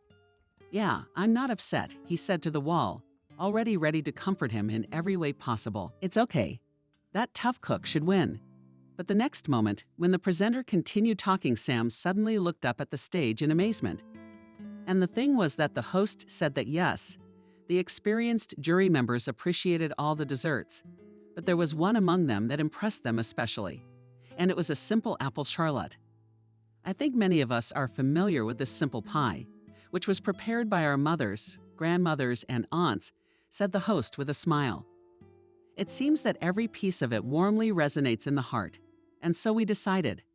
We were going to judge the dessert fairly after all, which meant we had to take another vote. And so finally, the decision was almost made. The host paused for a spectacular pause and looked around at the breathless audience. Our guest of honor pondered the longest, our dear Antoine. Finally, he made his decision. And in the end, first place is awarded to apple pie. From Sam from Feasers. There was a round of applause and cheers. Sam rounded into a confused stare. Was this really happening to him? But go ahead. I gave him a gentle nudge in the back. Kate, did you deserve that? This is your victory. Let's go for it. Sam went on stage and accepted from the hands of the presenter the award of a gilded plate with a crystal actor, as well as a diploma and another check for a tidy sum as another prize. And now the guy truly realized that this was the happiest evening of his entire past, and so far, his life. And then he looked around the room and stopped at the picture. And suddenly he realized something important. And besides, we expect to cooperate, said the host and owner of the White Swan restaurant, smiling. And although it is not included in the rules of the contest, but I want to make you, Sam, special offers. How about selling this wonderful recipe? It could become the centerpiece of our establishment, a part of the list of dishes that make up, so to speak, its business card. That's a very generous offer, Sam replied. But I don't agree. First of all, I really hope this recipe shows up in Keezers. I think our guests will love it. And secondly, I'm thinking of recording a video of it and putting it online. Let people cook it. Let it be not only in the Café This Pie, but in every kitchen of those who want it. So you can write down the recipe. Shout it out from the audience. Some spectacular blonde in a red dress. How lovely, she continued. An attractive man who can cook. How can you resist? She joked and laughed. Finally, Sam was released from the stage. He received congratulations from all sides, including from the other contestants. And then he stayed a little longer at the celebration. It was necessary purely out of courtesy to talk to so many people. So Sam was not immediately able to approach the wall, and when he did, the girl met him with a frown. "Congratulations," she muttered. "You're a hot commodity, aren't you?" She added sharply, clearly implying that he had just been chatting with a lady owner of a pastry shop, who all coquettishly unobtrusive and yet eloquently touched Sam, and clearly not jokingly asked for lessons in culinary skills, and also beckoned them to work. Yes, what a glory, Sam grinned. All right, squinted Kate. I'll go. Where to? The guy was surprised. Did I do something to offend you? No, it's all right, the girl answered so sharply that anyone would have realized that nothing was wrong with her. Wait a minute.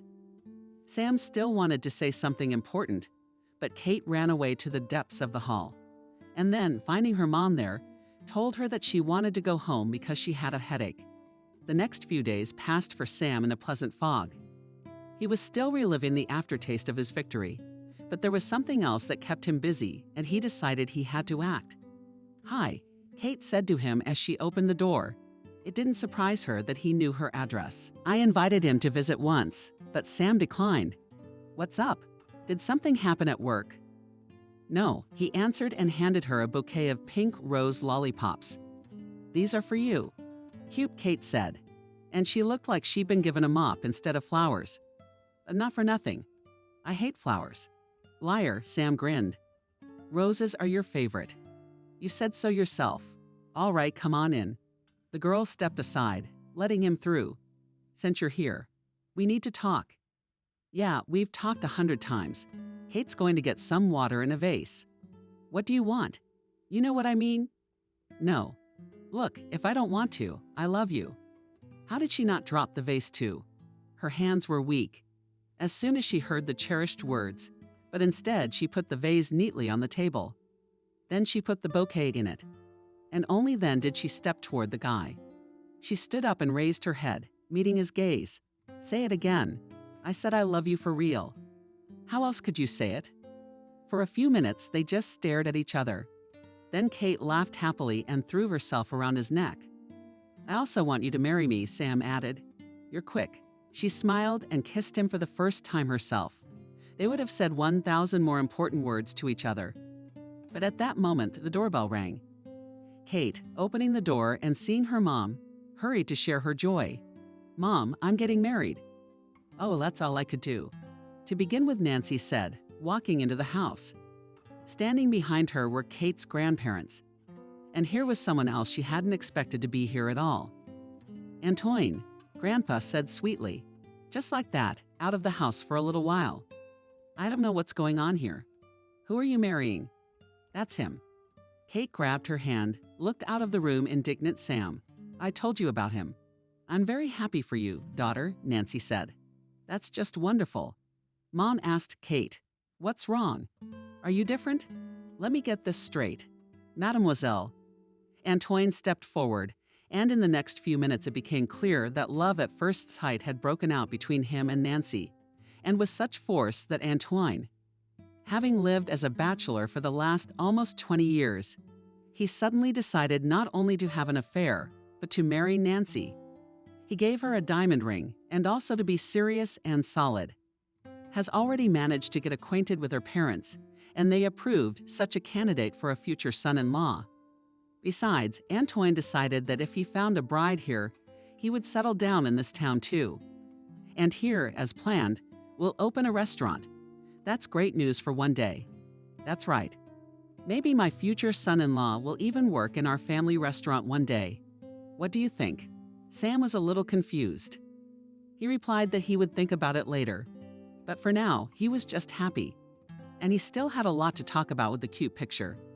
Benjamin, I don't think we can do this, Vanessa said. They'd just gone over the estimates they prepared, and the pile of paperwork needed to open a second Caesar's Cafe for the umpteenth time. I remember when we started, you said the same thing, grinned her husband. Don't worry, we'll make it work. All right, Vanessa sighed. I trust you. They were silent for a while, immersed in studying the documentation. Benjamin, we need to talk, and this can't wait. He rubbed his eyes tiredly with his fingers. It would be good to get it done today. We have to pick a place to rent tomorrow. Since when is work more important to you than your wife and family? Vanessa frowned. Benjamin blinks confusedly. Honey, are you offended? It's just that this is important to you and me. And no, of course, it's not more important to me. But just tell me what's going on. You haven't been the same lately. What's the same, but a little cranky? He grinned at Archie. Do you have a lot of mood swings? You used to be a whirlwind, but now you're tired all the time. I'm already worried. Are you sick? No, I'm healthy, Vanessa replied. But something is really going on with me, but I didn't know how to talk to you about it. I thought we trusted each other. You just told me yourself. So what's going on with you? Remember when you said that all change has its time, and sometimes something new can hurt? I remember, Benjamin nodded. That's what I said when you offered to buy a cottage. But you see, you and I don't have enough time for it, and it will be overgrown with weeds. Benjamin, I didn't mean the cottage. Vanessa started pacing nervously around the room. Then she stopped and either laughed or sobbed. I just don't know how to tell you to believe it. But I've been to several doctors already, and they confirmed it. Doctors. So you were sick after all. Benjamin jumped up, walked over to his wife, and wrapped his arms around her. We'll get through this. Trust me. Of course we will, quietly poked Vanessa. In about 7 months. Why is Benjamin confused about 7 months? What are you talking about? How confused are you? Think about it. Vanessa lowered her eyes. It's just that I've been pregnant for 2 months. So that makes it 7 more to go. Pregnant. Benjamin could hardly believe his ears. But we were told. The doctor said that sometimes there are changes in a person's body. Well, it was a small possibility. But it did happen. Benjamin, aren't you glad? I forgive you for saying mean things about me. It's just that you're pregnant and therefore a little nervous. He hugged her even tighter and kissed her. No, I'm glad. I'm happy. This is the most wonderful thing that could have happened to us.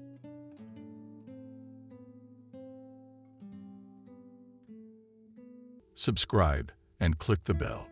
Camille ran like a madwoman through the park, realizing that she was catastrophically late for work. And it had to happen that very night the batteries in her watch stopped and the alarm clock didn't wake her up on time. Why should she be surprised? She had been living in total poverty for a long time, unable to afford proper food. And she'd forgotten about clothes when she bought herself normal clothes. Not from, oh shit.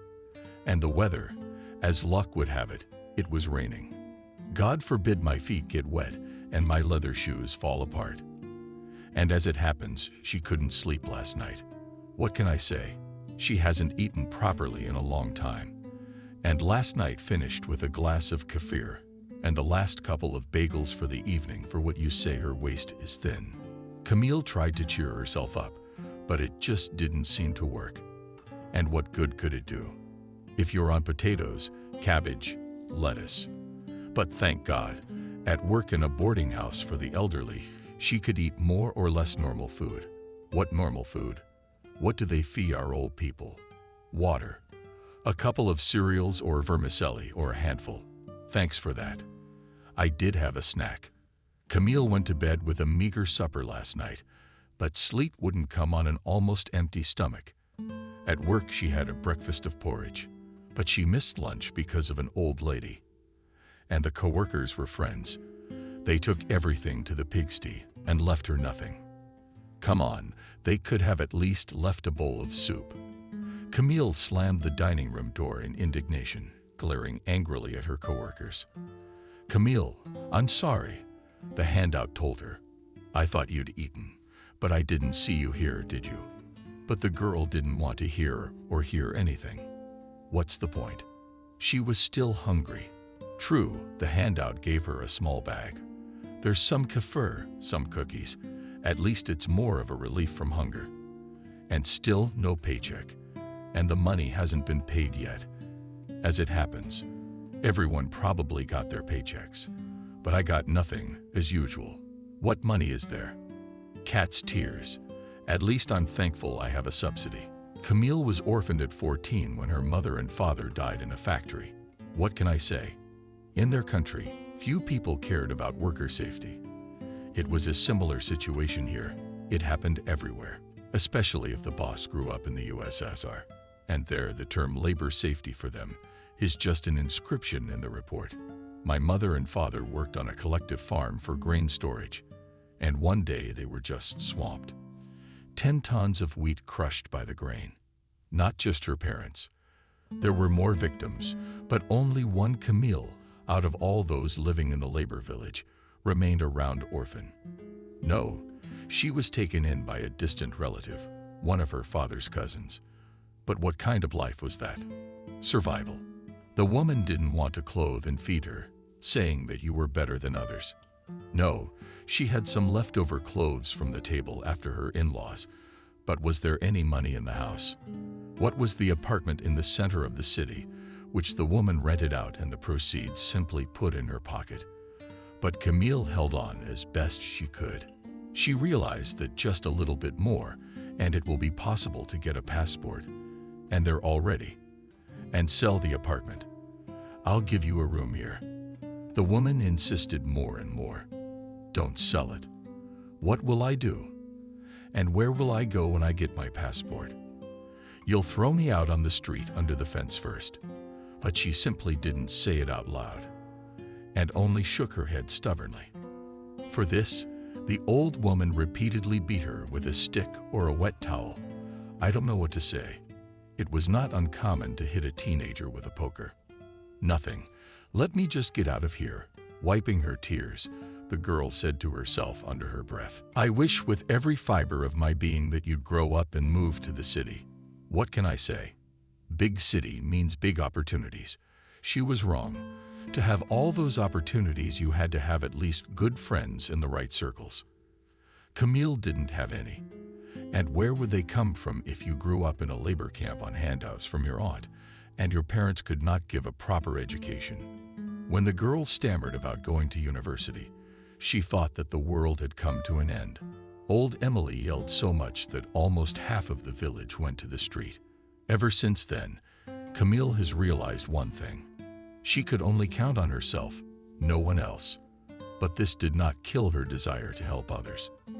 Now, rushing to work and staggering in the wind in a half-starved faint, she glanced at the old man sitting on the bench. It was a man she had noticed, and here a few days ago, the old man was sitting on a bench, leaning on a stick and staring at nothing. At first she thought it was just another dog person, but no, it wasn't. She knew them all by sight, as she always went to work through the park, where residents from neighboring houses walked their pets. This one did, and there wasn't a dog in sight. Strange, she thought, and went on her way. Why should she care about another poor old man? Maybe he can't sleep with these feelings of money. That's why he gets up at 5 o'clock and walks around the room, or goes for a walk in the park. That's the best case scenario. I mean, the kids could easily kick the annoying parent out of the house. And now he's got nowhere to go. Come on, there's always somewhere else to go. The police, for example, there's always a solution for such a stubborn child. She believed in the police. She remembered the deaths of her parents, how the investigator tried to establish the truth. But the truth is always hidden in the place where the big money begins. That grain was unaccounted for. And so the death of the parents was simply written off on their own carelessness, but not on the industrial trauma. The investigator then spread his hands, trying to explain the situation to Camille. What is there to explain? The girl herself saw how the chairman and the owner of the storehouse lived, and he was not favorable to the death of her parents. But money decides everything. Old people, whatever they were, bored, no matter how much they taught. But they were parents. The girl's heart clenched involuntarily in her chest, and she stopped for a moment at the underpass. Memories of her family and parents always brought tears to her eyes. But this minute she saw with her own eyes how helpless old people could be. She involuntarily took a few deep breaths and was about to walk away when a young boy stopped beside her. A young guy stopped. "Girl, are you feeling ill? Maybe you need help. Maybe call an ambulance. Or something else. So you tell me." The voice was very young. It sounded like a child. But when Camille turned her head toward the speaker, she was struck by the difference in appearance and voice.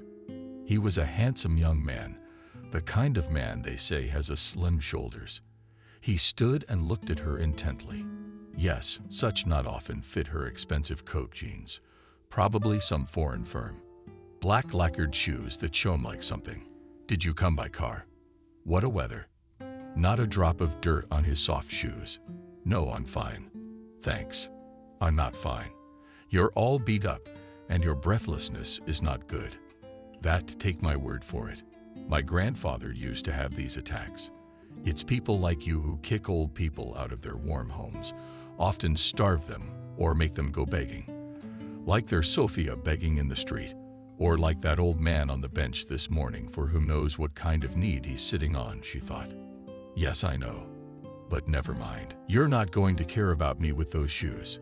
The girl took another deep breath and shook her knees, proudly raising her head higher. She walked on. No need to give her superiors a reason to reprimand her for being late. She had already paid for her carelessness once. It won't happen again. Camille once stopped and helped an old lady cross the street. "But I'll be late again. I'll just fire you, that's all. There's always someone else to take your place, and right now I'm just gonna take away your bonus. Do you understand me?" Camille. I was only 10 minutes late, but half of her monthly salary went into the superintendent's pocket. What did she go through? No one knew. And who could she complain to? It was summer, and it was possible to survive well on apples that grew on the territory of the kindergarten. and there were sweet grapes growing there. But it would have been winter. Then this incident taught her a lot, and certainly to the fact that it is better not to lend a helping hand than to be so shamefully humiliated and destitute in everything. No, not an old man, not a child, can't stop me. And she ran hard to work, as she probably wouldn't run to a fire. And this day, she would not lie on the couch hungry, choking on her tears and thinking how fate had deprived her of everything. The day flew by in a hectic pace, just like every day before that ducks and 24 hours of walking with old people and feeding them from a spoon. But for some reason, Camille could not get that old man on the bench in the park near her house out of her mind. She did not understand what was the reason for such a selectivity of her memory.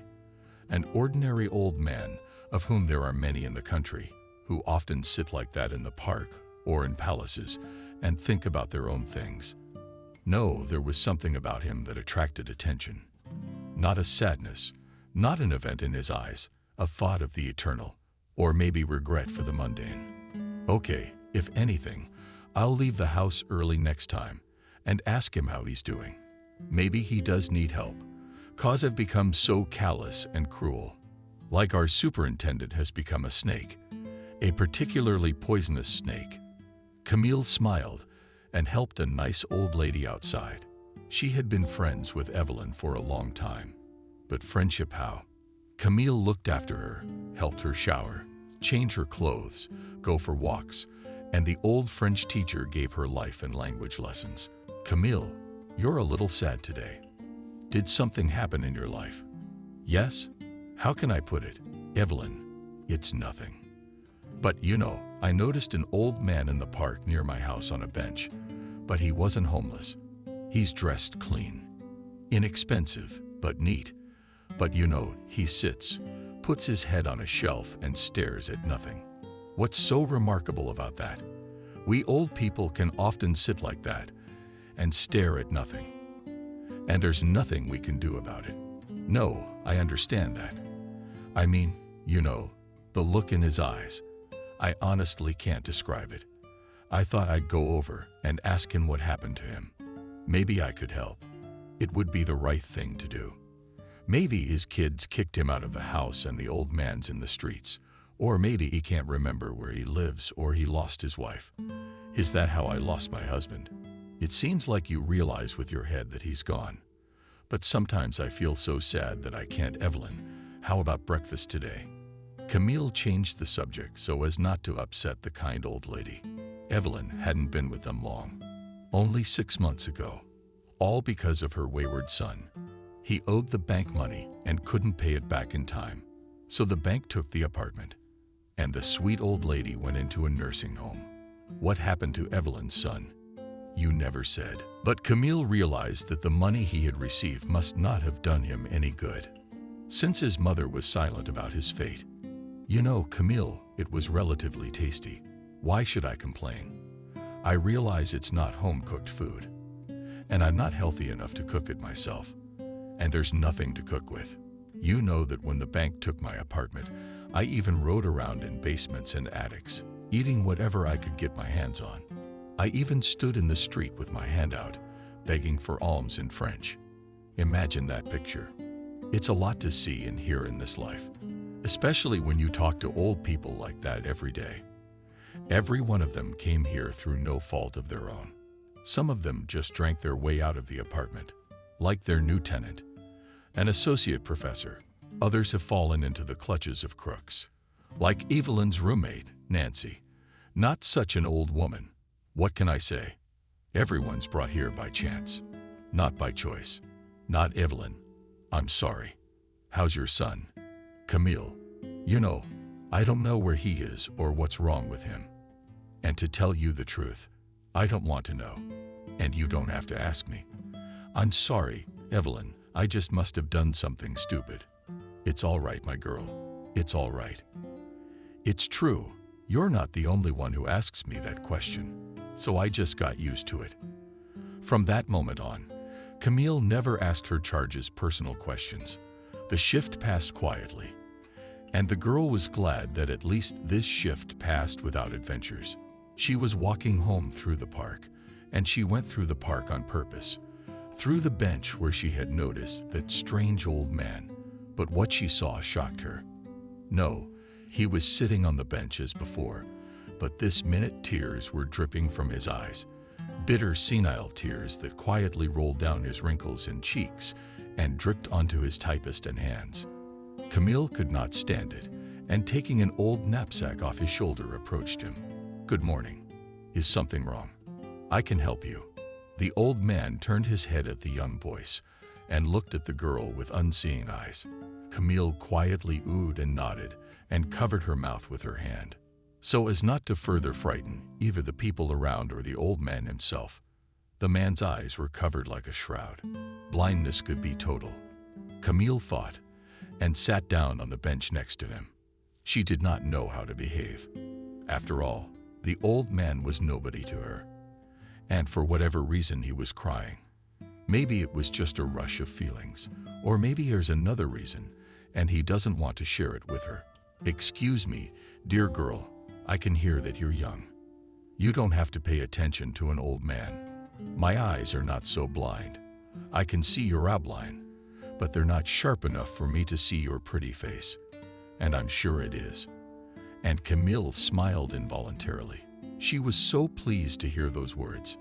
It was like a balm to her soul, even if it was said by an old man rather than a young man.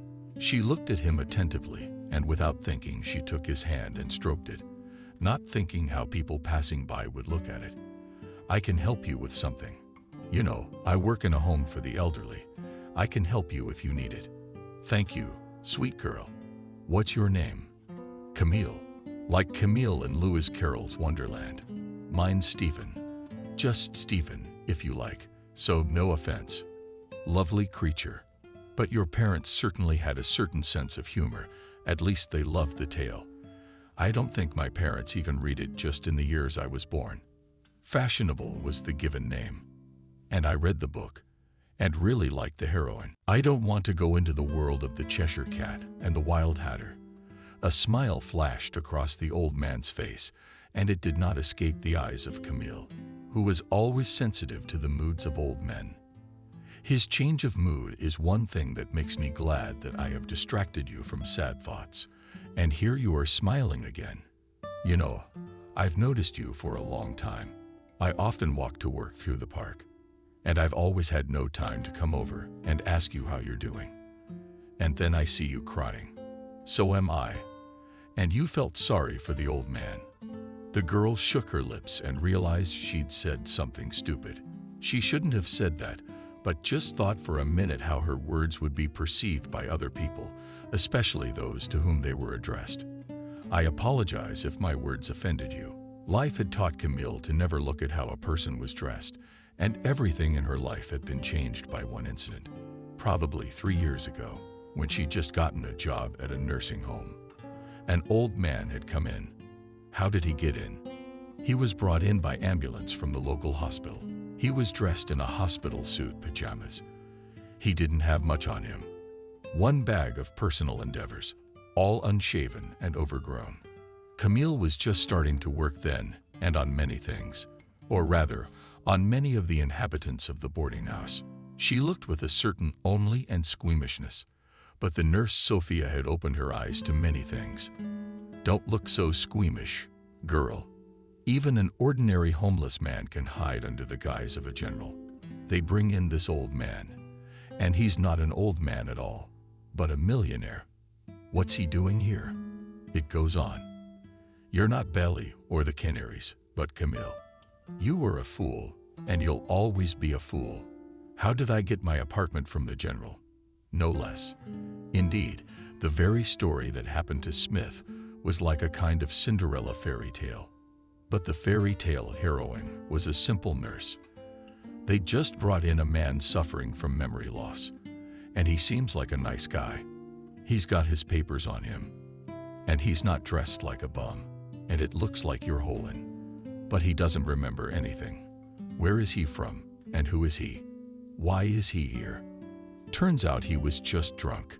The man, being a guest at a friend's house, fell and hit his head. The friend thought he had already given his soul to God, but he hadn't. It was just a simple blackout. And then what happened? Camille asked as Smith told her story. Then what happened? Nothing.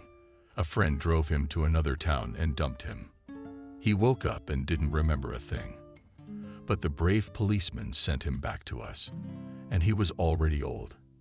And the brain is a tricky thing.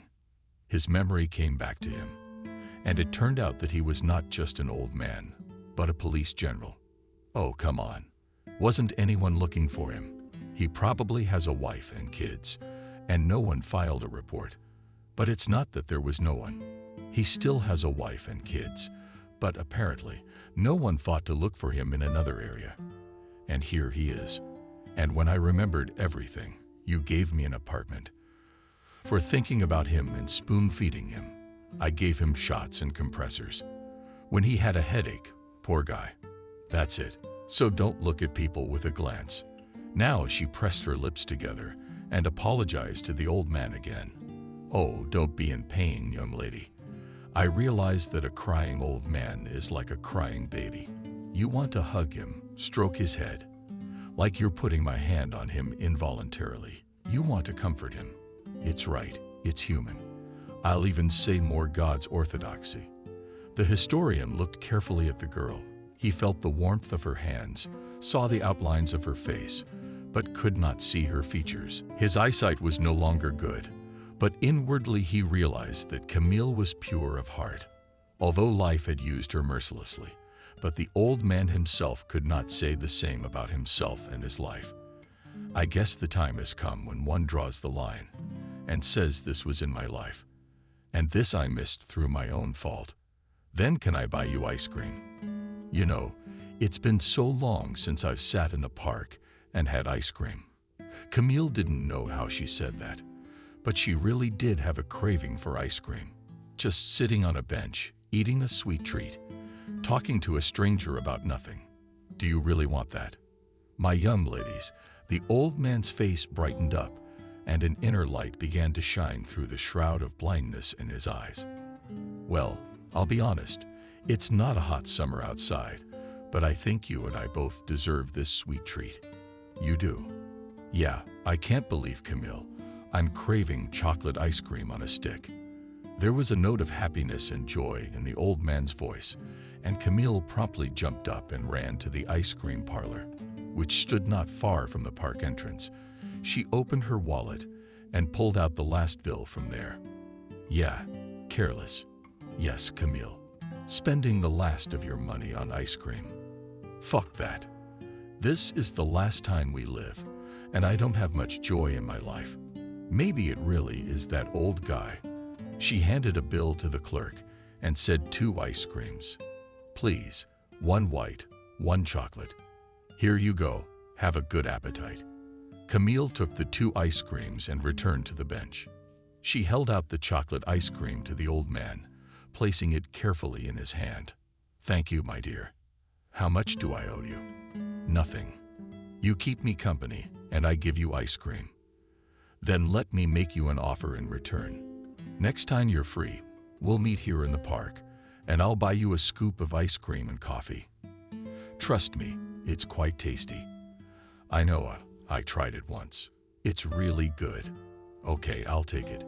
She did try it once in a cafe, but it was so long ago, probably in her past life, when Alex asked her out and gave her Camille. True, that relationship had not progressed any further. Having found out that she was an orphan, that she worked for pennies in a boarding house for the elderly, he simply left her. I mean, what can a promising student have? And she's just a nurse. Alex, why did you leave me? One day, she met him in town and asked him about it. Why would I want such a penniless orderly? Alex stood there all cocky, fashionably dressed with a cigarette in his hand, and looked up at her. There's really no reason to. Camille walked and berated herself for asking Alex about it. But why? You knew perfectly well the answer to the question. And did you want to hear it? No, especially not in front of witnesses. That was the most frustrating part. After all, When Alex answered, there were several guys and girls standing next to her, and all were witnesses of her shame. Since then, a girl for publicity to put a question to which she knew the answer perfectly well. But now was not the situation, and she could not ignore the old man's offer. Then, my dear Camille of Wonderland, tell me, if you would be so kind, when is your day off? Tonight I'm off after a 24-hour nap, and then I have to work tomorrow. Then we'll have Thursday off. We can treat ourselves on Thursday. Thank you, Camille. See you Thursday then. When can I expect you at this very spot? And the old man tapped the ground with his stick. I'll be on my way home from work, so I can keep you company without going home. It will be convenient for you at 10 o'clock. It's always convenient for us old folks, especially if that's what the lovely young lady wants. Until Thursday then, 10 o'clock. And standing up, he theatrically raised his hat and bowed his head and walked quietly down the alley. I nod my wand at 100, so he's not so blind he can see the road. And Camille exhaled. What's the last of the money spent? The ice cream is eaten, and now all that's left is to live to see the paycheck. And it's good that the paycheck is in 3 days. And at home there's still cereal and tea and butter, so we can live. It's all right. Camille had come out of such hungry days. She smiled to herself and went home. At home, she still had to prepare a simple lunch and dinner, dividing a cup of grits and a little butter for 2 meals. But the figure like a model, no extra pounds. Camille ate and turned on the TV. It was the only thing of value in her apartment. A Sony TV that she had bought from a neighbor for a small sum of money. The girl often sat in the evenings and watched news and soap opera while talking to it. Who else could she talk to? She couldn't even get a cat, because it had to be fed. And even herself often didn't have enough money for proper food. Cabbage, sometimes beets and potatoes, and with her paycheck she could buy herself a stick of sausage. A woman took pity on her and sometimes invited her to her dacha for kebabs, and Camille helped her dig the garden and plant potatoes. No, she did not complain about the old nurse. She helped her with food from her garden. She took pity and gave her really good advice. Even twice she covered for her superiors. And you can feed her with bread and water. Do not tell him that sorry, Barzik or Merzik. There's no money. Go catch mice. So we had to talk to the TV. But this old man Camille didn't even ask who he was or what his name was. Oh, come on. Thursday's coming up. We'll have something to talk about later. In the meantime, we should get some sleep. I have to go back to work tomorrow. Like it or not, she was forced to work 24/7 by necessity. I don't know what to say. She's got to make a living. Soon, we'll have to buy new shoes, but there's no money. But all the old ladies in the boarding house say I'm the best soul. So it's not for nothing that I eat my bread and breathe this air. Camille, and indeed, all the old people in the boarding house simply adored, which caused a lot of dissatisfaction with the management. But the girl simply did not understand why she was scolded for this. After all, on the contrary, the superiors should praise. Everyone is satisfied. No conflicts. What is there to say? She could calm down even the most conflicted and bad-tempered pensioner. Persuade her to take a pill or eat such unpalatable porridge. Camille, but you're a good talker. Always telling her her friend and realizing what that damn porridge had made, bringing her down. But you talk like you're gonna eat it and spoon it. No, what's a spoonful? You'll be lining up for more. And everyone laughed. It especially pissed off the superintendent. After all, if one of the patients was cranky or didn't want to eat or take pills, everyone turned to Camille for some reason. The relatives and the patients themselves often called her to comfort, look after, feed, and help with hygiene. Although before the appearance of this girl in her boarding house, all the questions were solved only by her head Evelyn.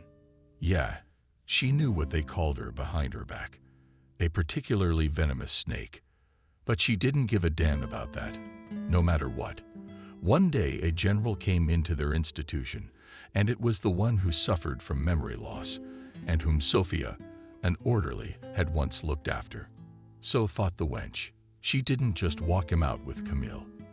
But when it came to thanking a man like that, they both didn't say a word about the superintendent.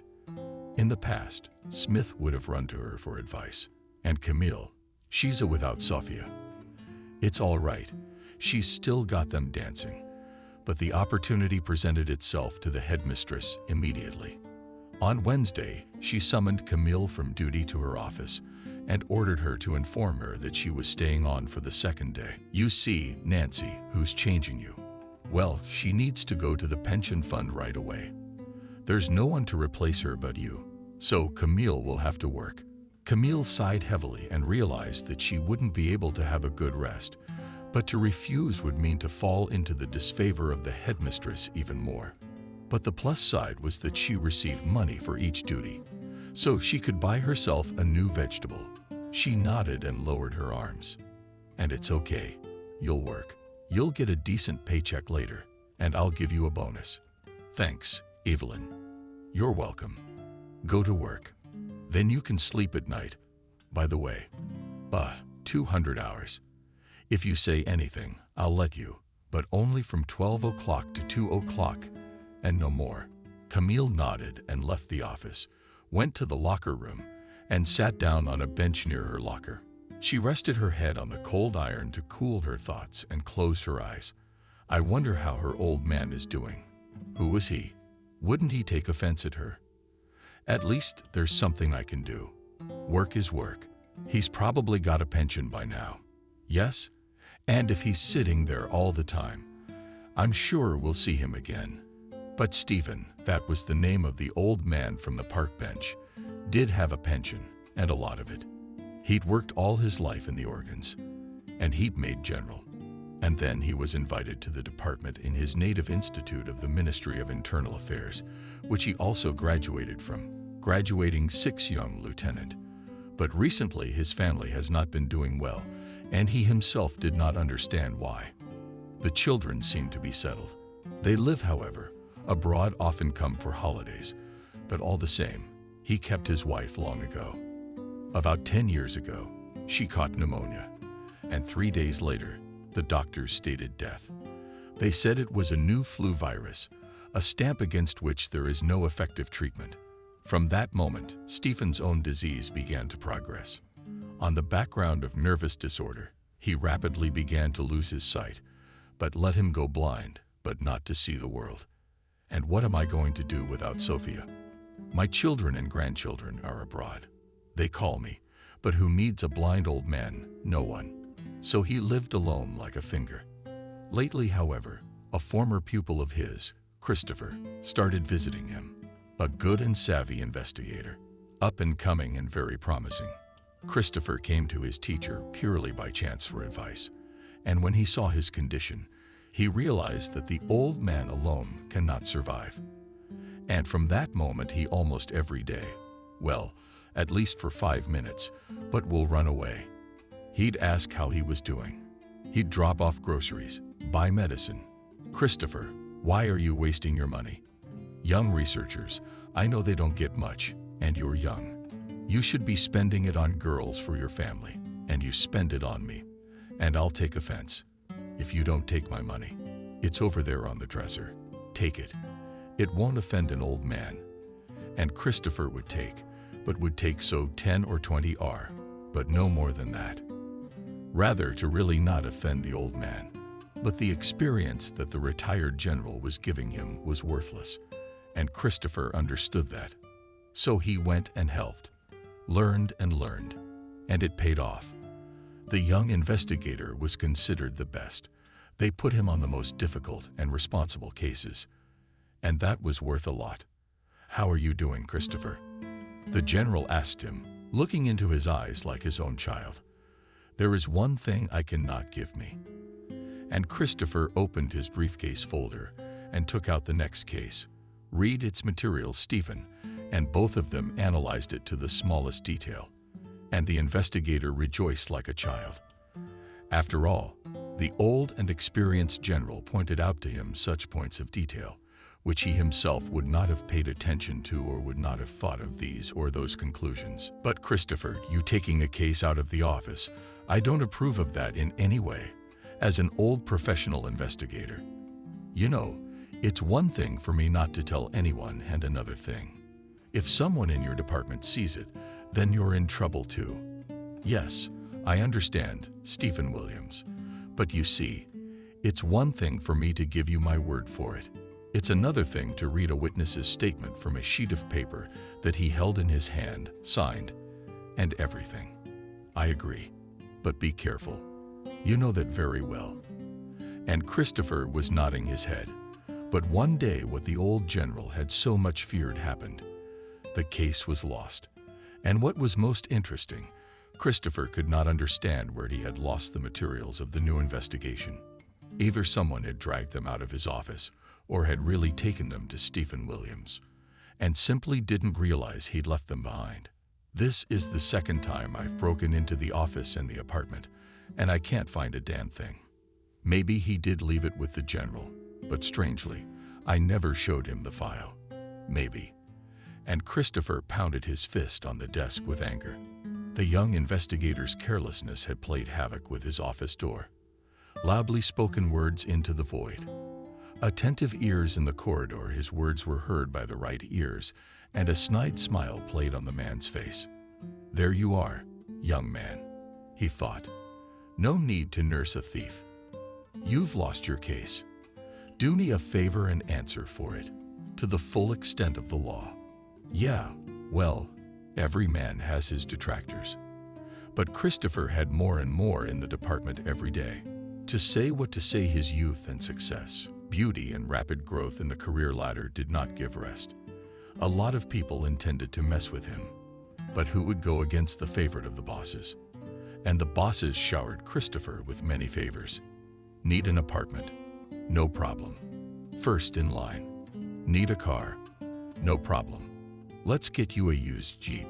Need a summer vacation? It's always you, dear Christopher. And plus a vacation to the minister's boarding house.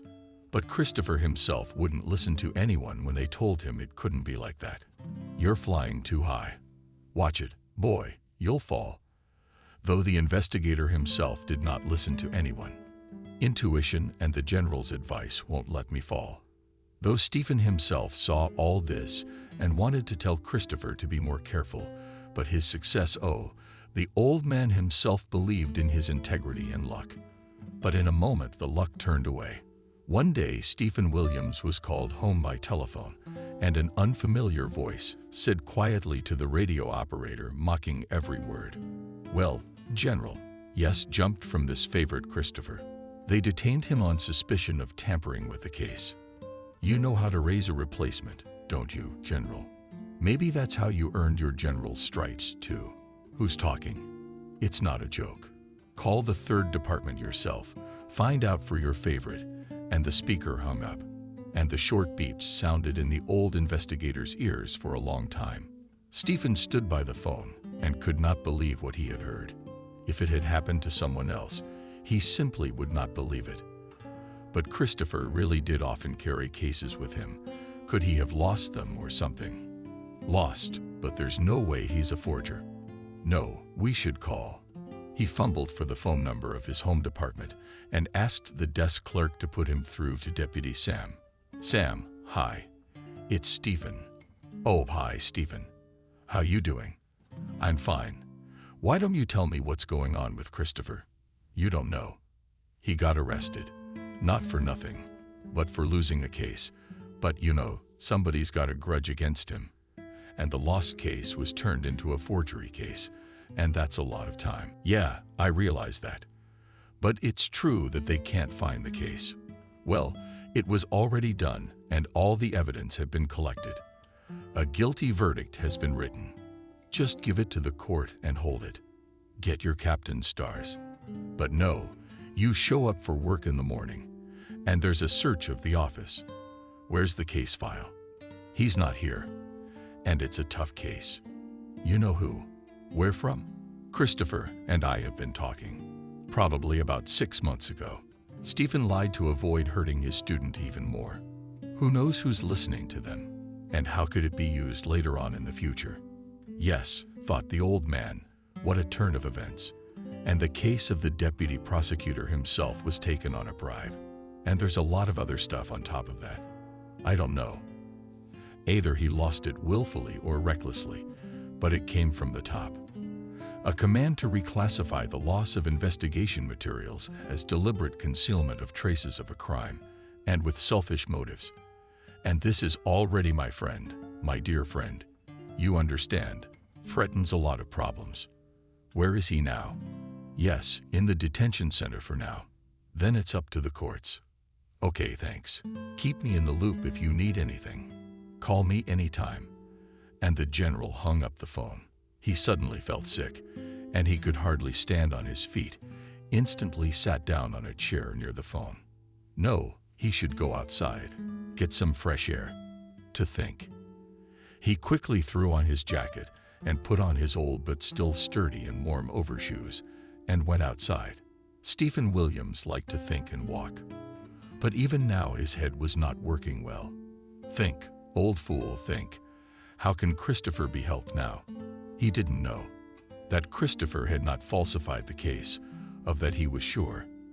But that he might have lost it. You're a fool, Christopher. Used to dragging your cases around with you. Now he's got it all to himself. And then his heart snapped with unbearable pain. Stephen had long ago attached himself to Christopher like a native son. He regarded his defeat as his own failure. The old man simply sat down on his favorite park benches and cried. He couldn't contain his own emotions, which were overflowing. He probably would not have been as worried about the children as he was about Christopher. At that very minute, Camille was walking through the park from work, having been in the boarding house for 2 days. She could hardly stand on her feet and simply could not believe that the manager had let her go home and had not left her for the 3rd day. I'm going to die if I stay in this wonderful facility for another 5 minutes. I urgently need to go home to the bathroom, and then I'll sleep for sure until tomorrow morning without the back legs shaking and on dropping my jacket. Camille promptly got out from under herself, all thinking lest the superintendent, God forbid, should notice her and leave her for the 3rd day. She walked along the road and dreamed of taking a shower and falling asleep on the old, but such a favorite couch, sat in the middle, but so comfortable to sleep on, thought Camille, and imagined how the Chinese have a thin woolen blanket with a head and would sleep on it. Strange as it may seem, the second 24 hours passed quietly and peacefully, and probably all because it was a day off. All the superiors had gone home, and the new young doctor was in charge, and therefore, that's why everything went so smoothly. I was able to sleep not 2, but a whole 4 o'clock, and earned a chocolate bar from the grateful old lady. That thought made her very happy. What does it take to be happy? Thought the girl, to go home and sing so cheerfully. Despite the overcast weather, her plans were simply not destined to come true. At least not in the next few days, which put her usual way of life upside down. As Camille walked home through the familiar park, she wondered if the nice old man she had eaten ice cream with was waiting for her on the familiar bench. And has he forgotten his invitation? No, he hasn't. There sits my old man. Camille saw a familiar pale figure sitting on a familiar bench in a gray coat and the same gray windbreaker. But as she approached the bench itself, she was simply stunned. She had seen old people crying before, and the picture itself had always looked horrifying. Sadly, now the tears weren't just rolling down her cheeks. They were pouring from the old man's eyes, making the already faded color of his eyes almost colorless. Could this really be? God, how long would these people suffer? But who had hurt him? What had happened in the couple days she'd been working? Good afternoon, Stephen Williams. Are you crying again? Who hurt you? The man raised his eyes and looked at her with an unbelieving gaze. How he had grown old and beaten in the last 2 days. It was frightening. Camille sang with fear and a piercing cold, but I tried not to let it show from the situation itself. Camille, is that you? Yes, I'm fine. It's just that you understand, young lady. A student of mine is being accused of a terrible crime he didn't commit. Even though I had warned him to always be careful, he did. Now you blame yourself. Don't be Stephen Williams. Your pupil is not 5 years old or 10. I think he's an adult. He should know what he's doing and how to do it. Camille, you just don't understand. Christopher was like my own son.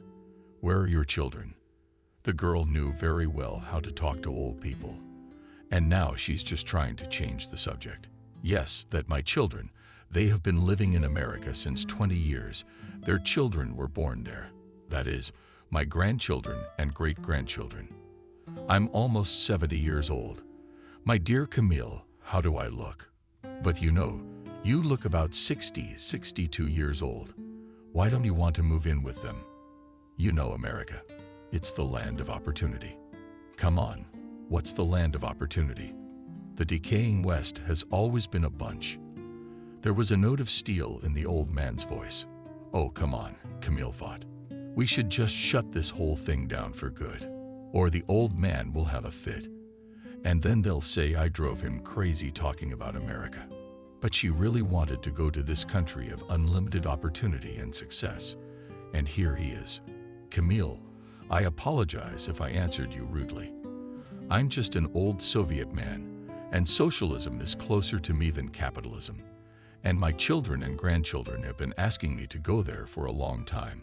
The pensioner began to tell. A little calmed down, but what to do there? Go to the beach or feed pigeons, so this pleasure and here is enough.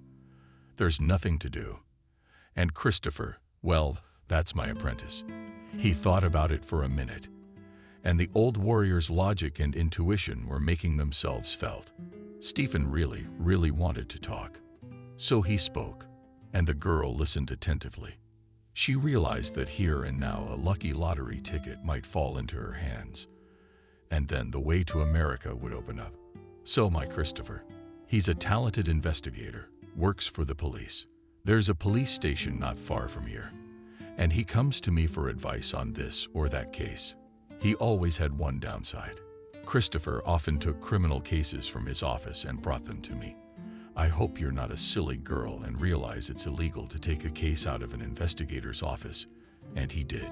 He lost the file. Camille was well aware of the dangers of such a turn, even to the best investigator. He didn't just lose it. I think it was stolen. And it's a big case, but now the case is gone. And Christopher was charged with falsifying documents and put in jail. Has there really been a verdict yet? Did the girl put her hand over her mouth? No, they're only keeping him in pretrial detention, but they'll bring him to trial. We need to find that lost file. But Stephen Williams, you realize how unrealistic that is. It could be anywhere. I understand, but the day before, he called me and said that he had searched his office and his apartment and found nothing.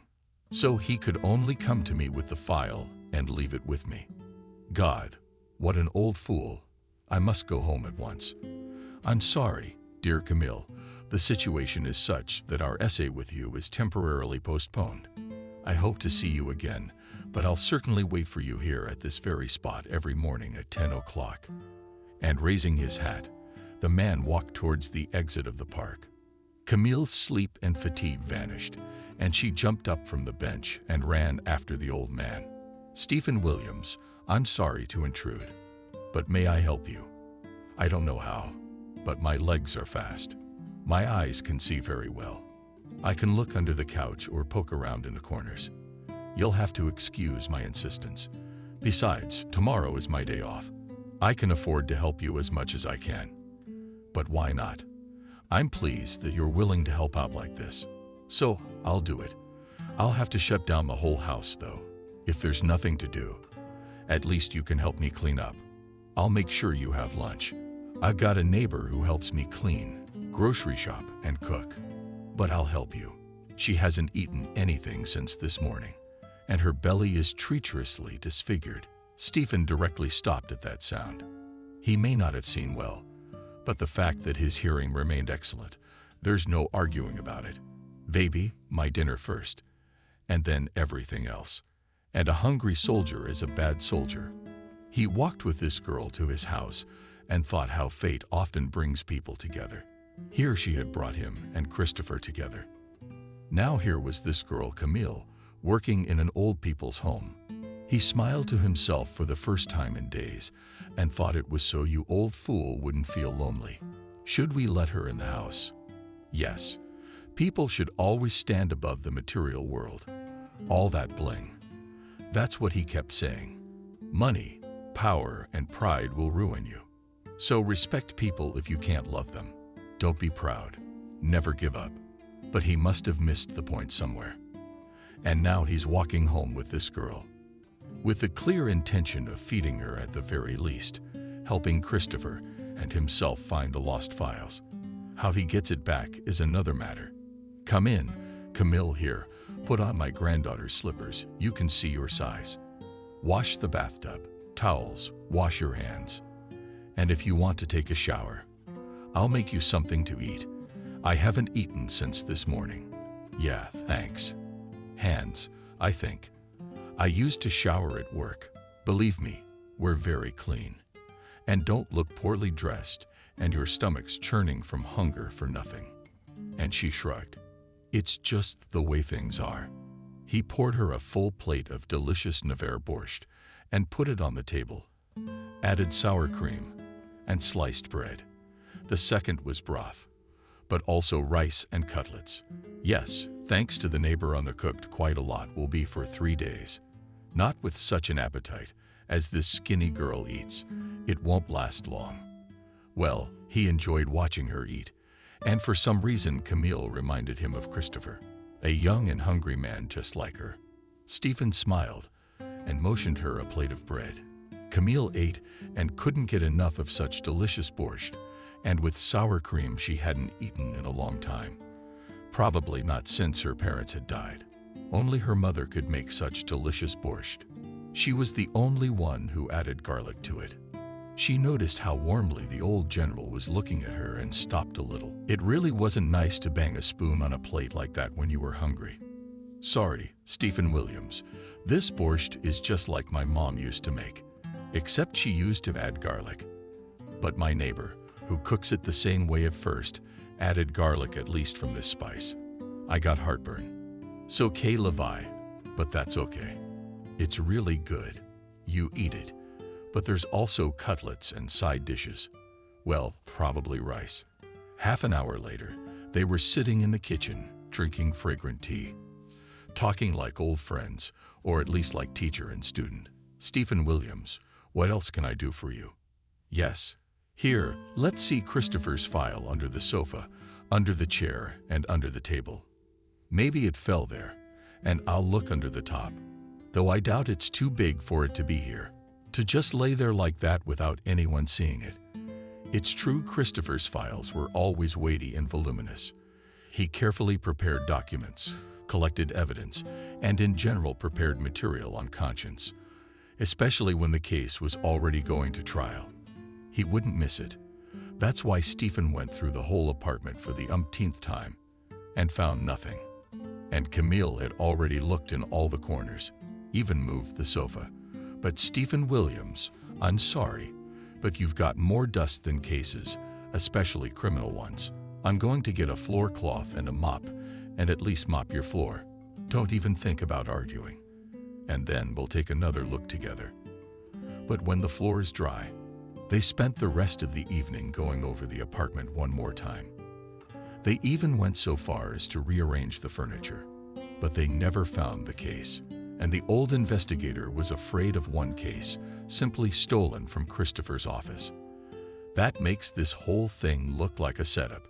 He must have crossed somebody's path. What can I say? A smart man is always a threat to a fool, especially when that fool is in power. Excuse me, Stephen Williams. Did you say something? No, I'm sorry, Camille. Just thinking out loud, I guess. Come on, girl. Let's go out to dinner, and I'll throw you something to eat and let you go home. You probably didn't even sleep on the job. Yeah, I worked 2 days. And after your hearty lunch, I'm just so sleepy. Let's go. So are you going to work tomorrow, or what? I might need a day off if things don't change tonight." The old man quickly packed her home-cooked meal and poured a full plate of rice and 4 cutlets. He set out sliced pickles and tomatoes and commanded her to wash her hands and go home to eat that evening. Camille walked with a full bag of groceries, vegetables, fruit, cooked meat dishes, and borscht. Bulk, carrying hands in a 2-liter jar. God, how lucky she was. At least she would be able to eat enough and sleep without waking up until the morning from the hungry carnage in her stomach. Camille walked and rejoiced, but she did not notice her small happiness.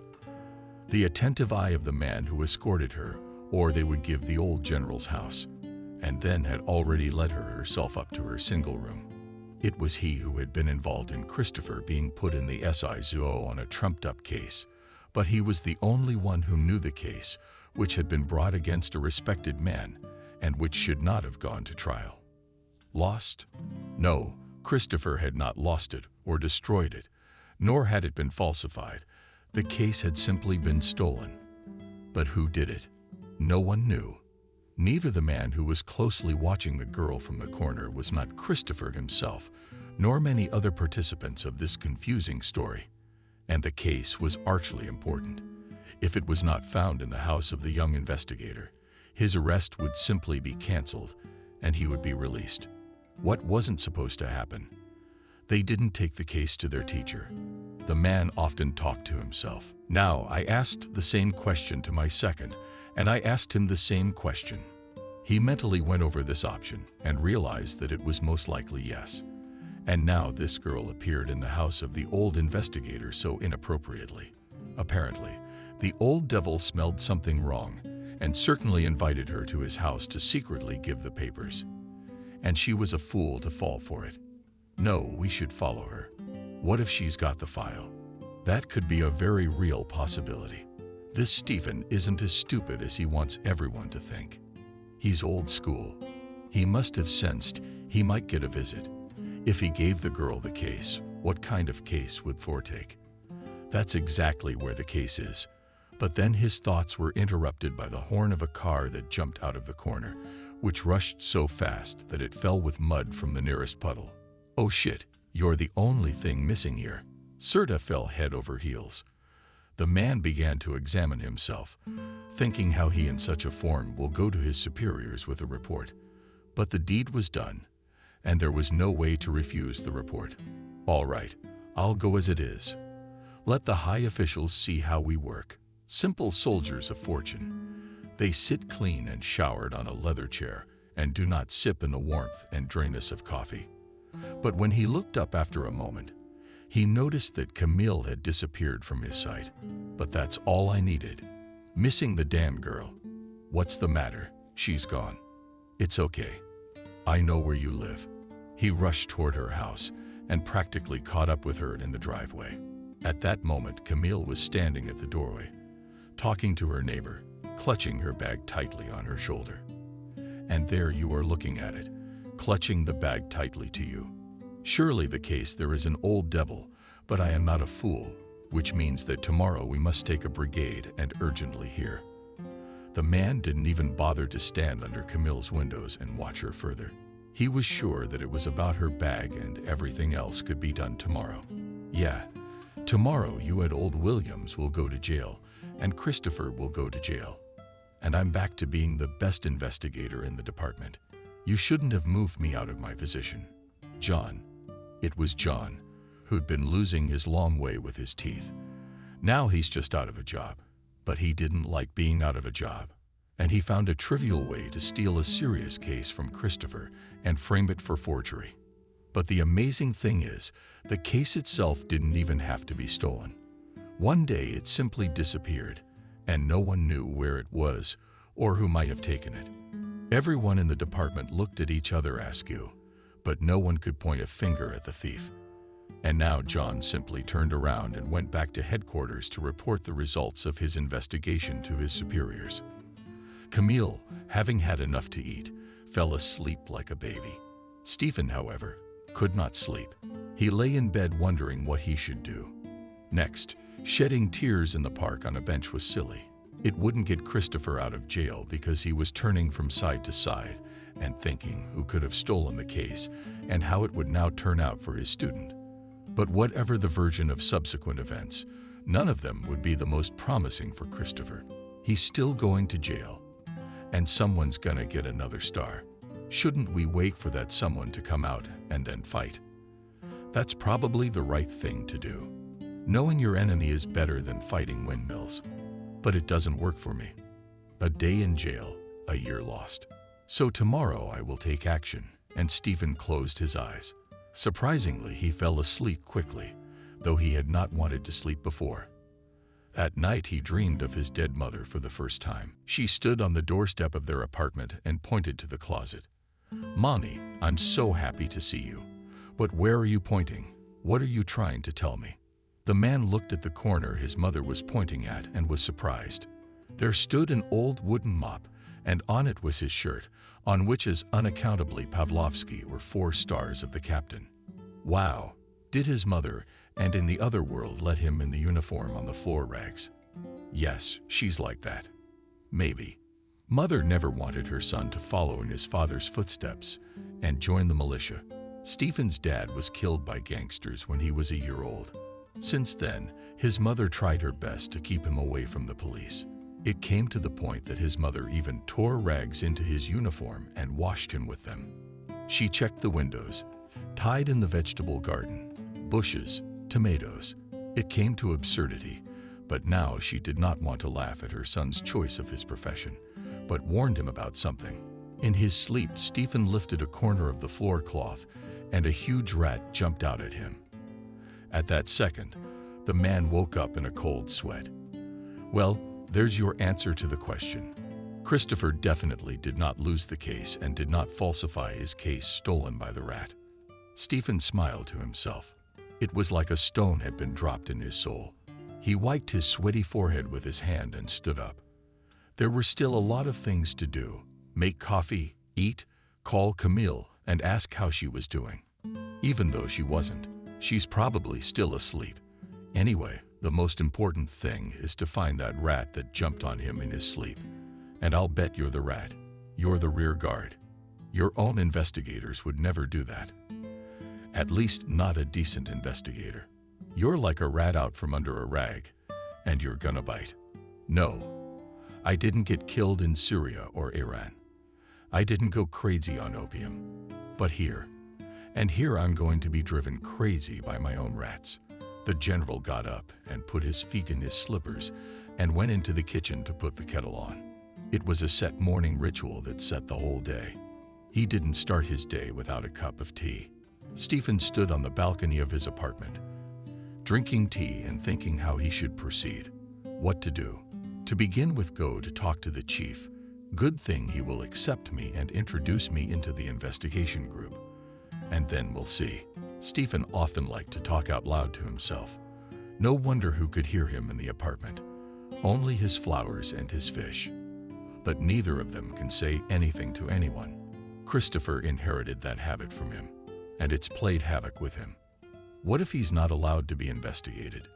No way. I mean, he's known to the department for a long time. He's a recognized authority. Christopher's his apprentice. They'll say you're pulling for your favorite. But Stephen never had a favorite among the kids or the students. Yes, he might have singled out a talented investigator or forensic scientist, but no one was his mind or his servant. One should be valued for one's earned talent, and no more, and not for patronage. And they'll tell you, friend, that it's a personal interest and voila. Okay, I'll walk around, and then I'll see. I'll go with what I got. The man went outside and raised his head to the sky. He said hello to his late wife in his mind. Up there in heaven. That's how he always started his day.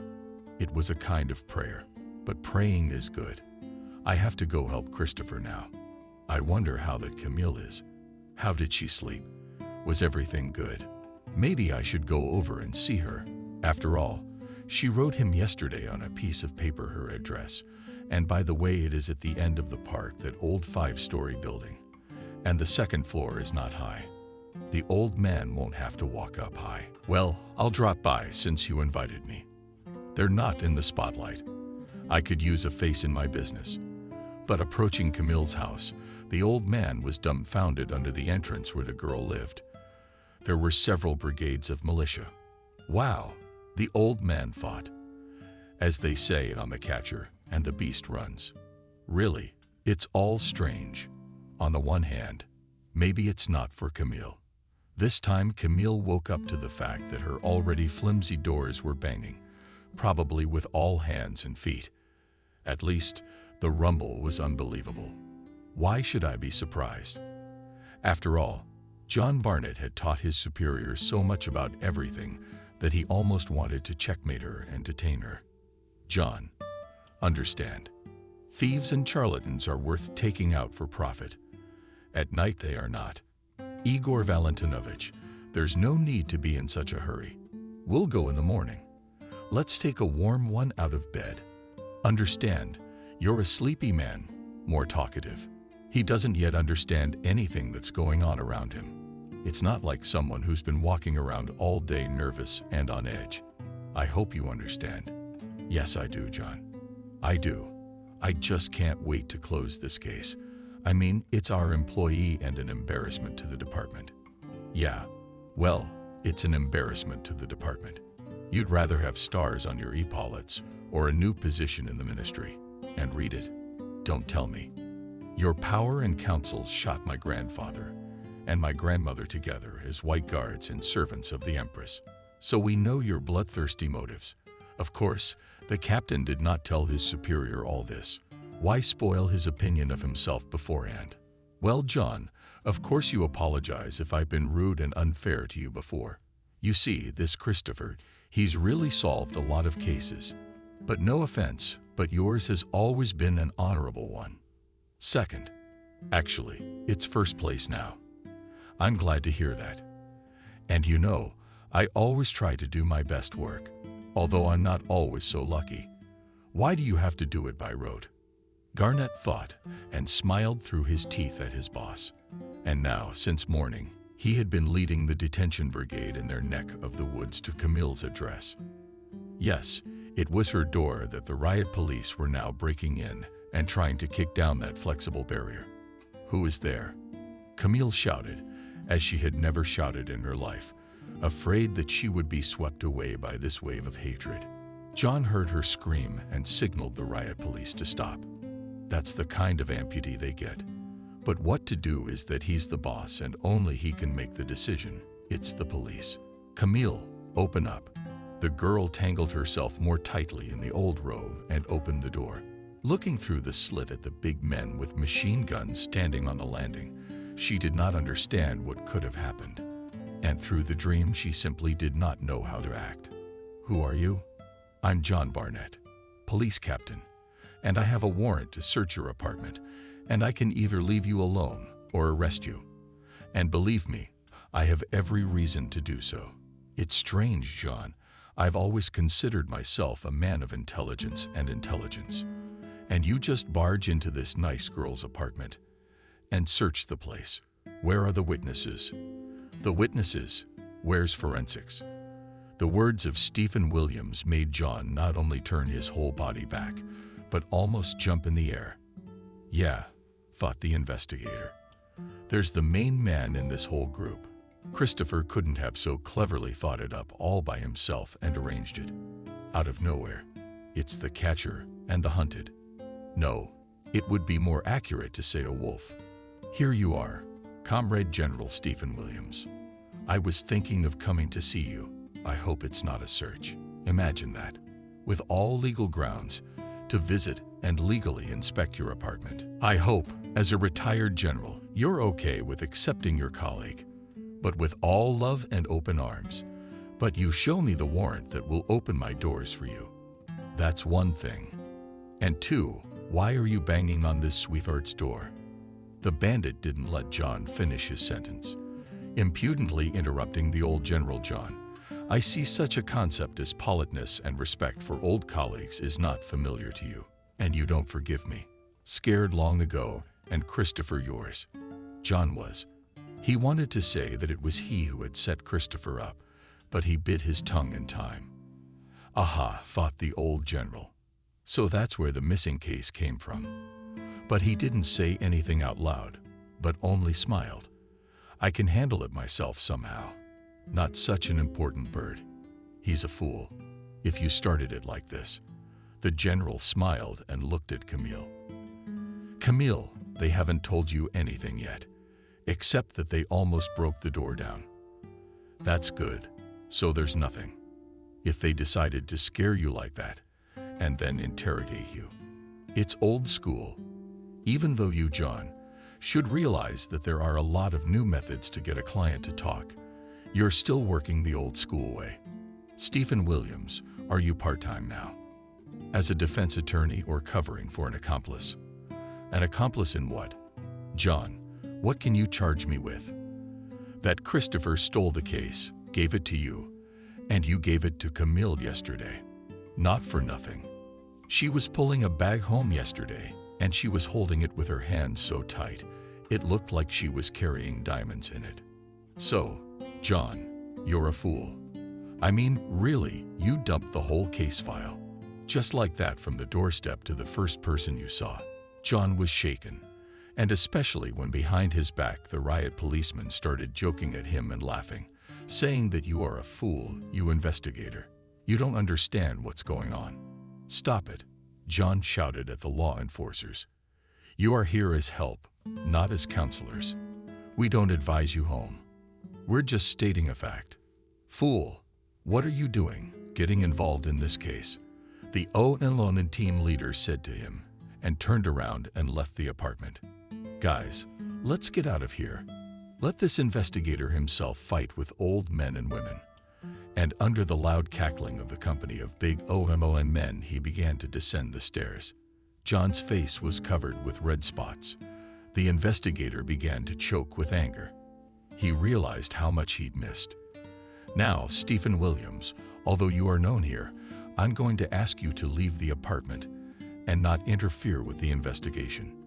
The investigator tried to take a few deep breaths, so we don't screw this up, and pointed his hand to the old general at the door. But he was not going to leave, and began to dig in the inner pocket of his Syrian coat. Look at this lawyer's license. I want to represent Camille if she now verbally agrees to have me as her attorney. You don't mind? And he looked intently at the decayed and frightened Camille, who at these words nodded her head. Yes, I give this your verbal consent. Let Stephen Williams represent my interests, and you dare barge in like that. And we're already here. So, please, a warrant for the address of your apartment, and I'll ask you first if there are any illegal items, drugs or weapons in the apartment, or any investigative cases. You're not in a hurry, are you? Okay, think about it. Stephen Williams, though a retired general, is a smart man, but he's not all-powerful. Yes, Camille, think it over and try to be honest. Stephen Williams smiled at her and nodded his head. Say what you want to say. Don't be afraid of anything. Camille looked at the old general perplexed and nodded her head. She began to tell him that she was not hiding anything. She has no such illegal items, and even less criminal affairs. She now realized the reason why the investigators had burst into her house since morning. But she didn't let it show, and the girl was good. At once she understood what was going on. The general thought to himself, I didn't show it. If you had a little help, you could be a good specialist. But I'd like to help Christopher, and then I'd like to do Camille. Maybe put her somewhere else. Like the business house, for example, in their department, or a clerk at the courthouse. Better pay and less work. Otherwise, she's skin and bones. In the meantime, John was going through the girl's apartment from head to toe, but he realized that in this miserable situation there was no case. There was simply nowhere to hide it. An old couch and a dresser, a small closet and a couple of chairs, a table and everything in the kitchen, a table and a couple of stools, an old refrigerator. His men had already dug through everything, but they looked at the chief with bewilderment. They said, sorry, there's nothing. It's a real case. How could there be on that criminal authority could be the size of a considerable? You can't hide it under the carpet or shove it under the floor. John kicked the corner of the couch with his foot and turned around and waved to the guys, saying, "Let's finish up. Thanks, Camille. Sorry, I don't know your middle name. For your cooperation. Tomorrow, please come to this address and familiarize yourself. Sign the record of today's actions. But I have work tomorrow. I can't." "Well, nothing the day after tomorrow then. The report can wait," said John. And he thought to himself that it was not worth displaying this zero result in front of his superiors. That John hadn't found anything. That's how shamefully you run. Stephen, though, was a retired general and realized that his words were a display of lawlessness, but he couldn't take a jab at his colleague. True, Barnett did not say anything to such remarks of his, but only slowed his step, shooting his eyes in his direction. "Wait, old man. I'll see you again." When the door slammed behind him, Stephen Williams sat down on a chair in Camille's room and looked around. Poverty in all things, not unlike his general's mansion. "Thank God you made it. Don't worry. I hope you realize what they were looking for." The man's voice sounded calm and confident. "Yes, I do. And for nothing. I don't have it and couldn't have it." "Okay, let's make it so you're off today." The girl nodded her head and sat down on the bed. "Then let's get some rest, and I'll take care of business. If anything, I'll come over to your place, if you don't mind. You're at work tomorrow.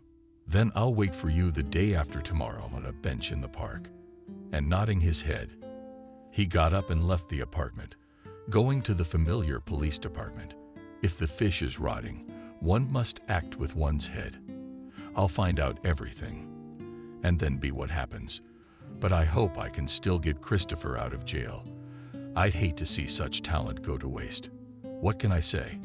A week later, Christopher walked out of the detention center and stood on the porch and raised his head to the sun. He stood and reveled in that feeling of the sun and the wind on his face with the freedom he had almost lost. Christopher reveled in the strength he felt in his hands that were not handcuffed. Now he understood all of his charges who had gone to prison through his fault or the fault of his coworkers. "Hello, Christopher. But here you are free." Stephen Williams stood outside the detention center with Camille and smiled. "Stephen Williams, darling, you're my teacher." "Is that really you?" The boy promptly ran down the steps and with outstretched arms embraced his old mentor, accepting him like a father. He stood and hugged his old teacher and wept, unashamed of his own tears as he cried, "Do you need this now? You shouldn't hold back your feelings." The man hugged the young man and patted him on the back. After a few minutes, he raised his face to the general and a smile played on it. "I now understand all my under-trial detainees, how hard it is for them, how hard it is to wear handcuffs. It is simply unbearable. Now you're on the outside, and everything will be fine. You know I didn't take the case, and if I did, I couldn't lose it. We got a case. Let's go. First, we'll go to my place, pray, talk, and then we'll go again. By the way, Camille, she's my new friend, and she helped me in many ways, particularly in your release. So you owe your freedom to her to a certain extent. Thank you, dear Camille. I am very, very grateful. But why was I released?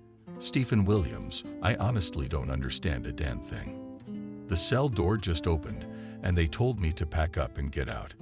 And here I am. Is that a bad thing? My young friend, no, but it just puts me in a bit of a quandary, so to speak. Is this all a hoax?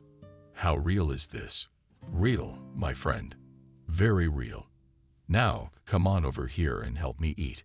My neighbor cooked me some delicious borscht, potatoes, cutlets. Jesus, after the government food, it all looks like food of the gods. The Trinity rode in the cab and kept silent. Each thought about the frailty of fate, when even the smartest and most experienced investigator can make a mistake that costs him his freedom, afraid and throwing things into the washing machine. Christopher sat down at the table and inhaled the aroma of making this borscht. How delicious it was. Christopher worked with a spoon. It was like he hadn't eaten for years, and he wanted to eat for years to come. Christopher, you're not borscht. There's a pot of borscht over there. And then there's the second course. So there's a spoonful, and a plate, and I'm lying down. You can't imagine how good it all tastes after the government carco. I believe you. But by the way, there is still a second one there, so no hurry and please. Go and make tea. Christopher looked carefully at his teacher. In his eyes read a mute question. Stephen smiled and wagged his finger at Christopher. Christopher, I hope this case will teach you something in the future. It's not a good idea to drop a case anywhere, much less take it out of the office. It'll do more than teach me. Burn that simple truth into my forehead with a hot iron. And the guy tapped himself on the forehead. The general himself was surprised at how simple and complex this case was at the same time. But every case teaches us something. He looked at Christopher and asked quietly, "Remember where you put the case?" For the life of me, I can't remember. If I did, I guess none of this would have happened. That's true. By the way, I say hello to you.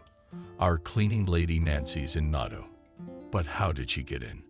Oh, you fool, Christopher. Yes, in a very direct way.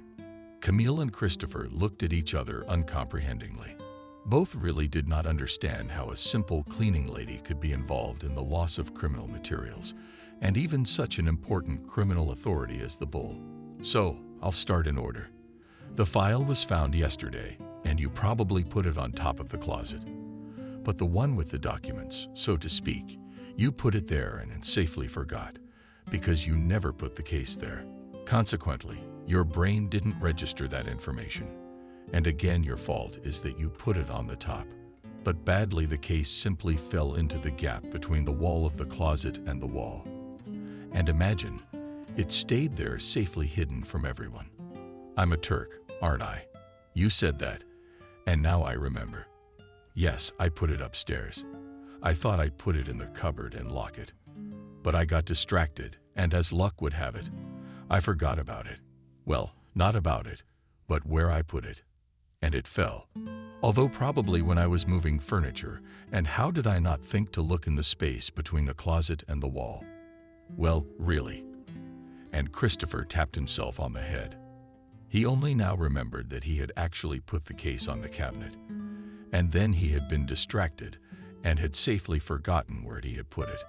And the case might have fallen behind the cabinet itself when he was closing the office door. A trivial oversight by any human being, which turned into imprisonment. But thank God, everything was found, and the truth came out.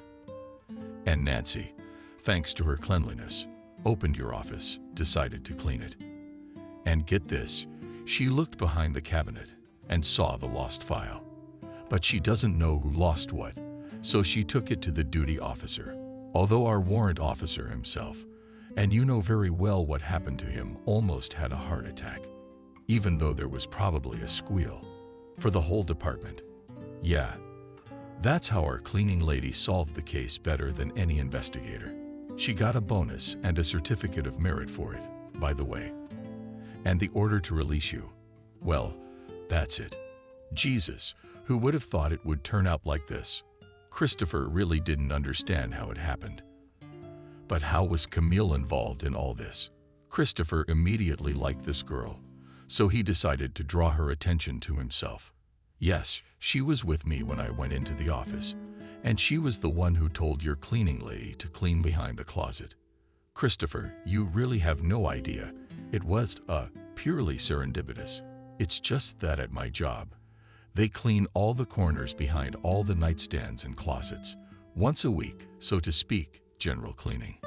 But I got into a conversation with the cleaning lady and asked her if they clean out the closets. And she jumped at the idea and said that it really wouldn't hurt to chase the cobwebs in Christopher's office. Yeah, scare the wicked with a broom. Yeah, you never know where you're gonna find something and where you're gonna lose it. But by the way, why is John Barnett on this case? Who knows? Just jealousy or something. I don't know. It's probably jealousy, by the way. Before you got here, he was the best in the department. Well, in quotes, so to speak. No wonder his zeal and tenacity could be channeled. He'd have been worth a fortune. He could ride you too. He could, but he didn't have a teacher like you. That's why he's messed up. The man doesn't know how to get his own way in front of his bosses. All right, Christopher, I hope we all learn a lesson. You don't have to lose your business. Clean behind the closet and the couch more often. But to me, what seems like a complicated case can be a trivial household occurrence and easily solved with a simple broom. And everyone laughed. Okay, Stephen Williams, thank you for your hospitality, your lunch. I'll pick it up later. And now it's time for me to go home. My bosses gave me 3 days off when I got out of detention, so I'm just gonna sleep it off. Camille, you hang in there with my dear teacher, and I have to go home tomorrow for 24 hours. Camille, can I walk you home? Christopher was as embarrassed as a boy to say such simple words. Yes, in fact, Camille was also embarrassed by the words of the young investigator. After all, the attention of such a guy was new to her. I don't mind. If all three of us go through the park and miss ice cream, and I'm a fool, tapping myself on the forehead. Stephen Williams, I promised you a GSS, but I never delivered. How unkind of me. It's okay. I'm definitely gonna get that girl that coffee. I owe her my freedom, after all. Christopher almost jumped out of his chair and ran into the hallway to get dressed. The old general looked at Camille and quietly, so that Christopher did not hear, said, "Look at him. He is not a bad guy, and he needs a girl like you, not spoiled, who knows the value of money and labor. If he likes me, he's nothing compared to me. Trust my experience. I know Christopher, and I can tell you they'll like you. So don't be a slave. This could be your happiness." Camille nodded her head and went into the hallway to get dressed. She really liked it. Christopher. Handsome, funny. You can tell he's reliable and smart. You can't go wrong with someone like that. The girl really wanted him to walk her home and then ask her out on a date, take her to a cafe on the street, ask her to marry him. She was already in the clouds and she didn't notice the smile on her face. Oh, I see Camille is smiling. That means everything's all right. Stephen Williams went out into the corridor to see the young people off and closed the door behind them. He said a quiet prayer to himself. He had never prayed before, not really. Probably at the funerals of his mother and wife. And so, but when he had asked for Christopher. Yeah, Stephen, you'll soon be a devout man and start bowing before icons, or you'll go into a monastery, a novice to himself. But at the same moment, he thought that it really would be good to go to church, to put a candle to God and ask for forgiveness. But he was raised in the era of developed socialism, and they were not taught to pray and ask the higher powers for help, and for nothing. I want to pray for these young people. May everything be well with them, and they will invite me to their wedding, and maybe even to their christening. He smiled and waved to the young people from the window. Christopher and Camille waved back as they came out of the driveway. Good man, Stephen Williams. He really is a pro at what he does. Can you believe it? Almost 45 years in the force and has raised many generations of good investigators.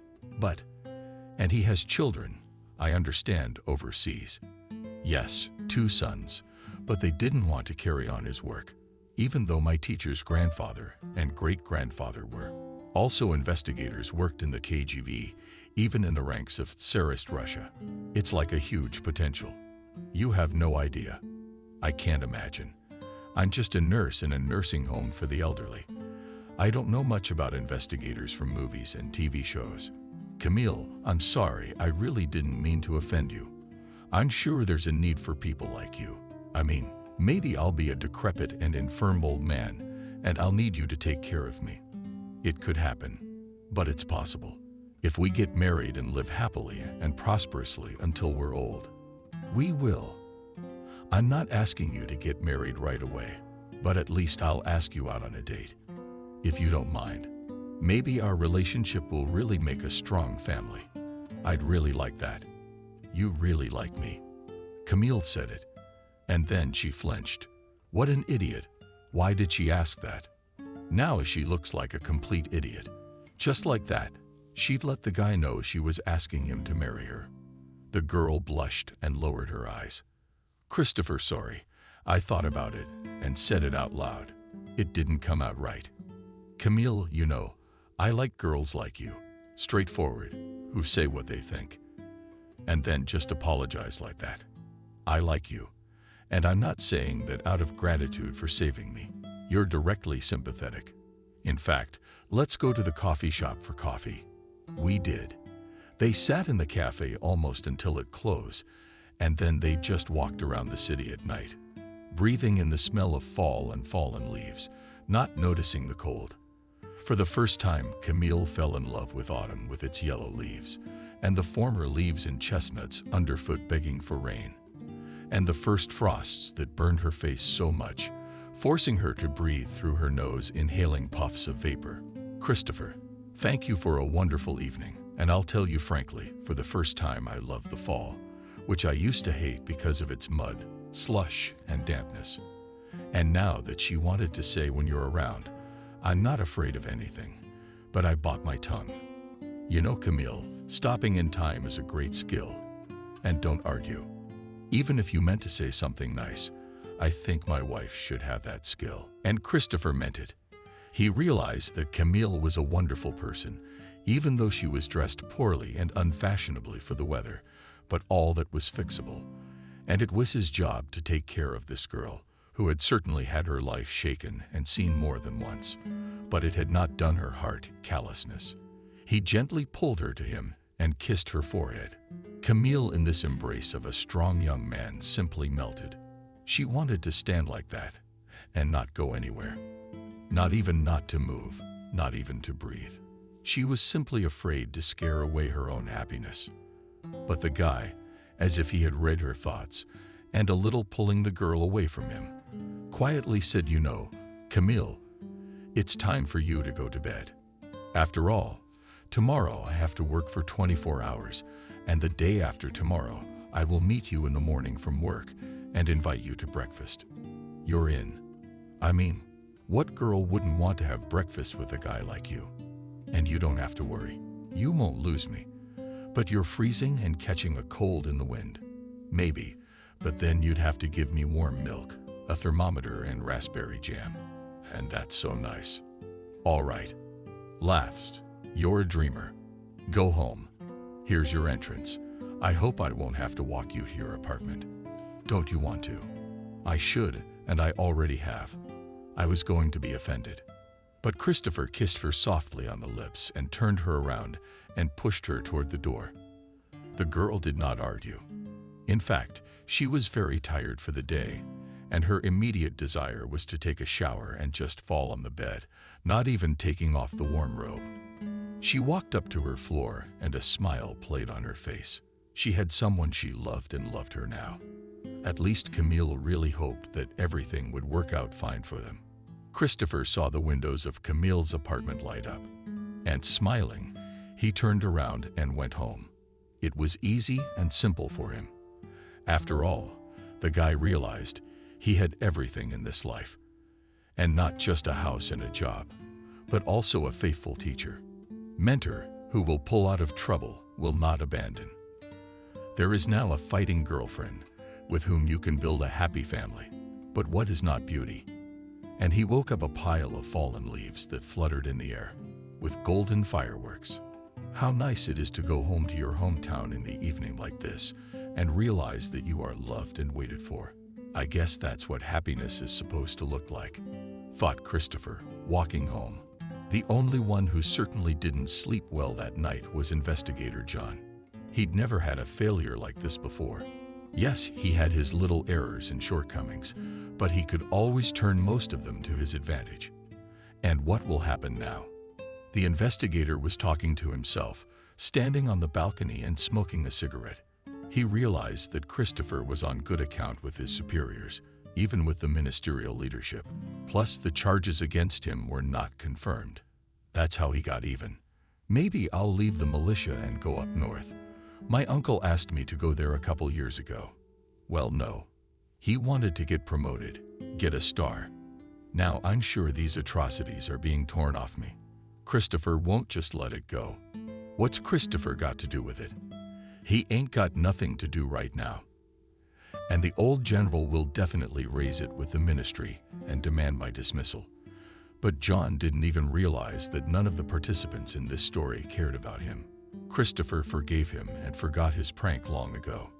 Camille flew on the wings of love, and Stephen Williams simply let the situation go.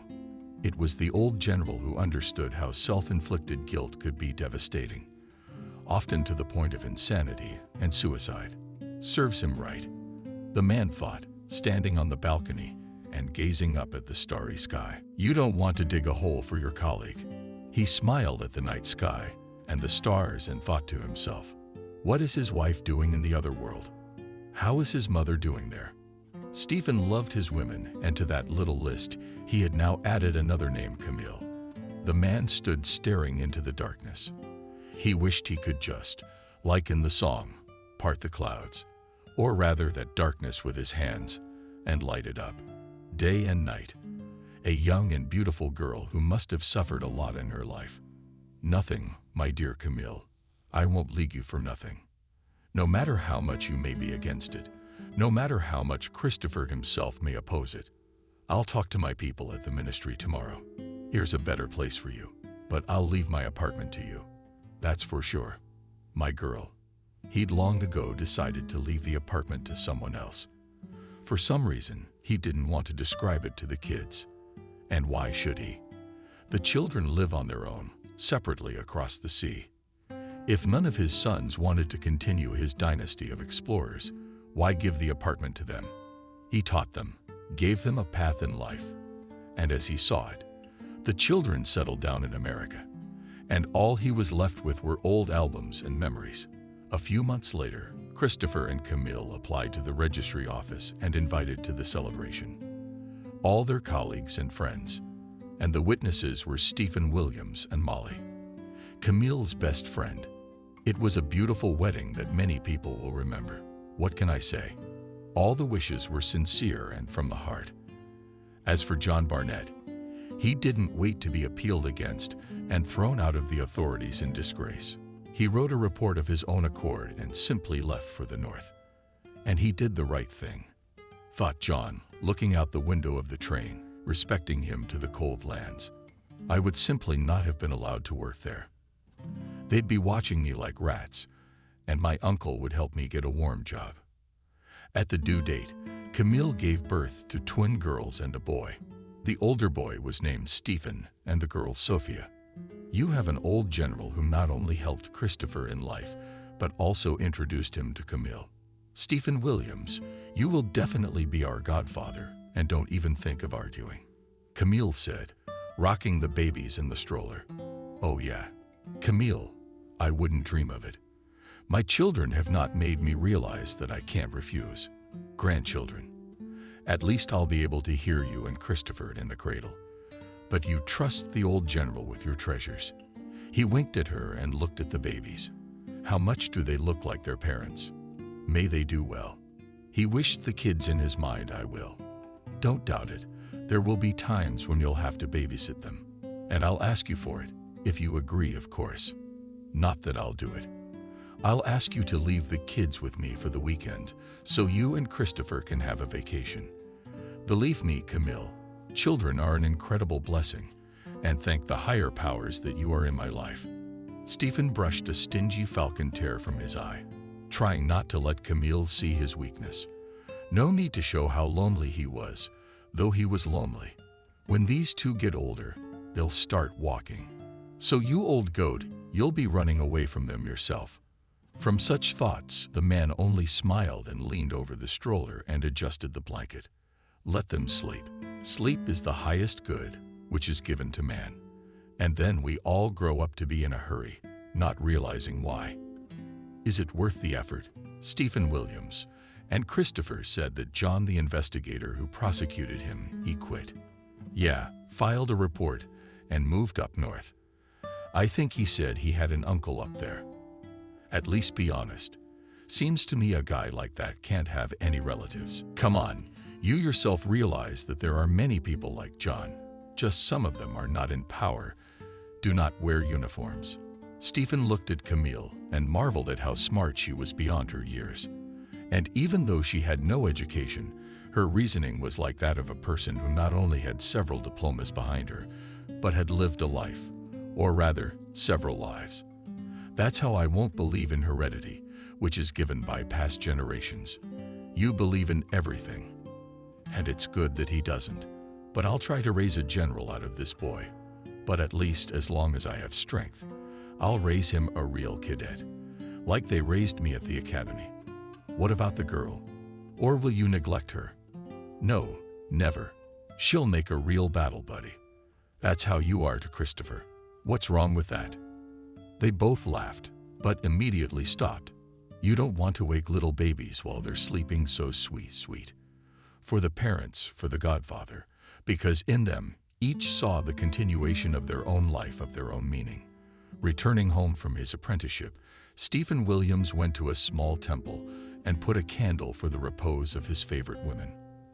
As promised, I asked the Lord for the best for everyone, what to say for Camille and Christopher. Thank you, Lord, I haven't seen you here before. The priest's words sounded unexpected, and Stephen even trembled. From what a few drops of relaxed wax sprang on his hand. I hardly ever come in here. I just baptized 2 twins here recently. But yeah, I remember you. You were the godfather. But you should come by more often, especially on Sunday. Come to the morning service. Our choir sings beautifully. And in general, you should go to God. Take my word for it as a retired colonel. Stephen Williams looked at the priest in surprise, but did not say anything. Apparently, everyone has his own destiny. Some go north, others turn to God. Maybe he did. Thank you. I'll try to come, but I can't promise. You don't have to promise. You just come. Stephen turned and walked out of the church. And the priest looked at his back through the open church doors for a long time, and then quietly crossed himself, wishing God's protection. Every man needed protection. Whether he believed or not, it did not matter. The road to the temple also led him. Not at once it was worth to pass not one war, loss of wife and betrayal of children to believe in the Lord, to take the tonsure and forgive all his offenders and eventually find peace. Lord, have mercy, save and keep. And it's time for us to think about worldly matters. And the priest went about his business, caring for each of his parishioners, of course, to the best of his ability. Another lost soul has come to God, he thought. So God's work is not in vain. And we are all his helpers. He mentally smiled at his own thoughts and once again thanked God for giving him happiness. Each person, apparently, has his own happiness.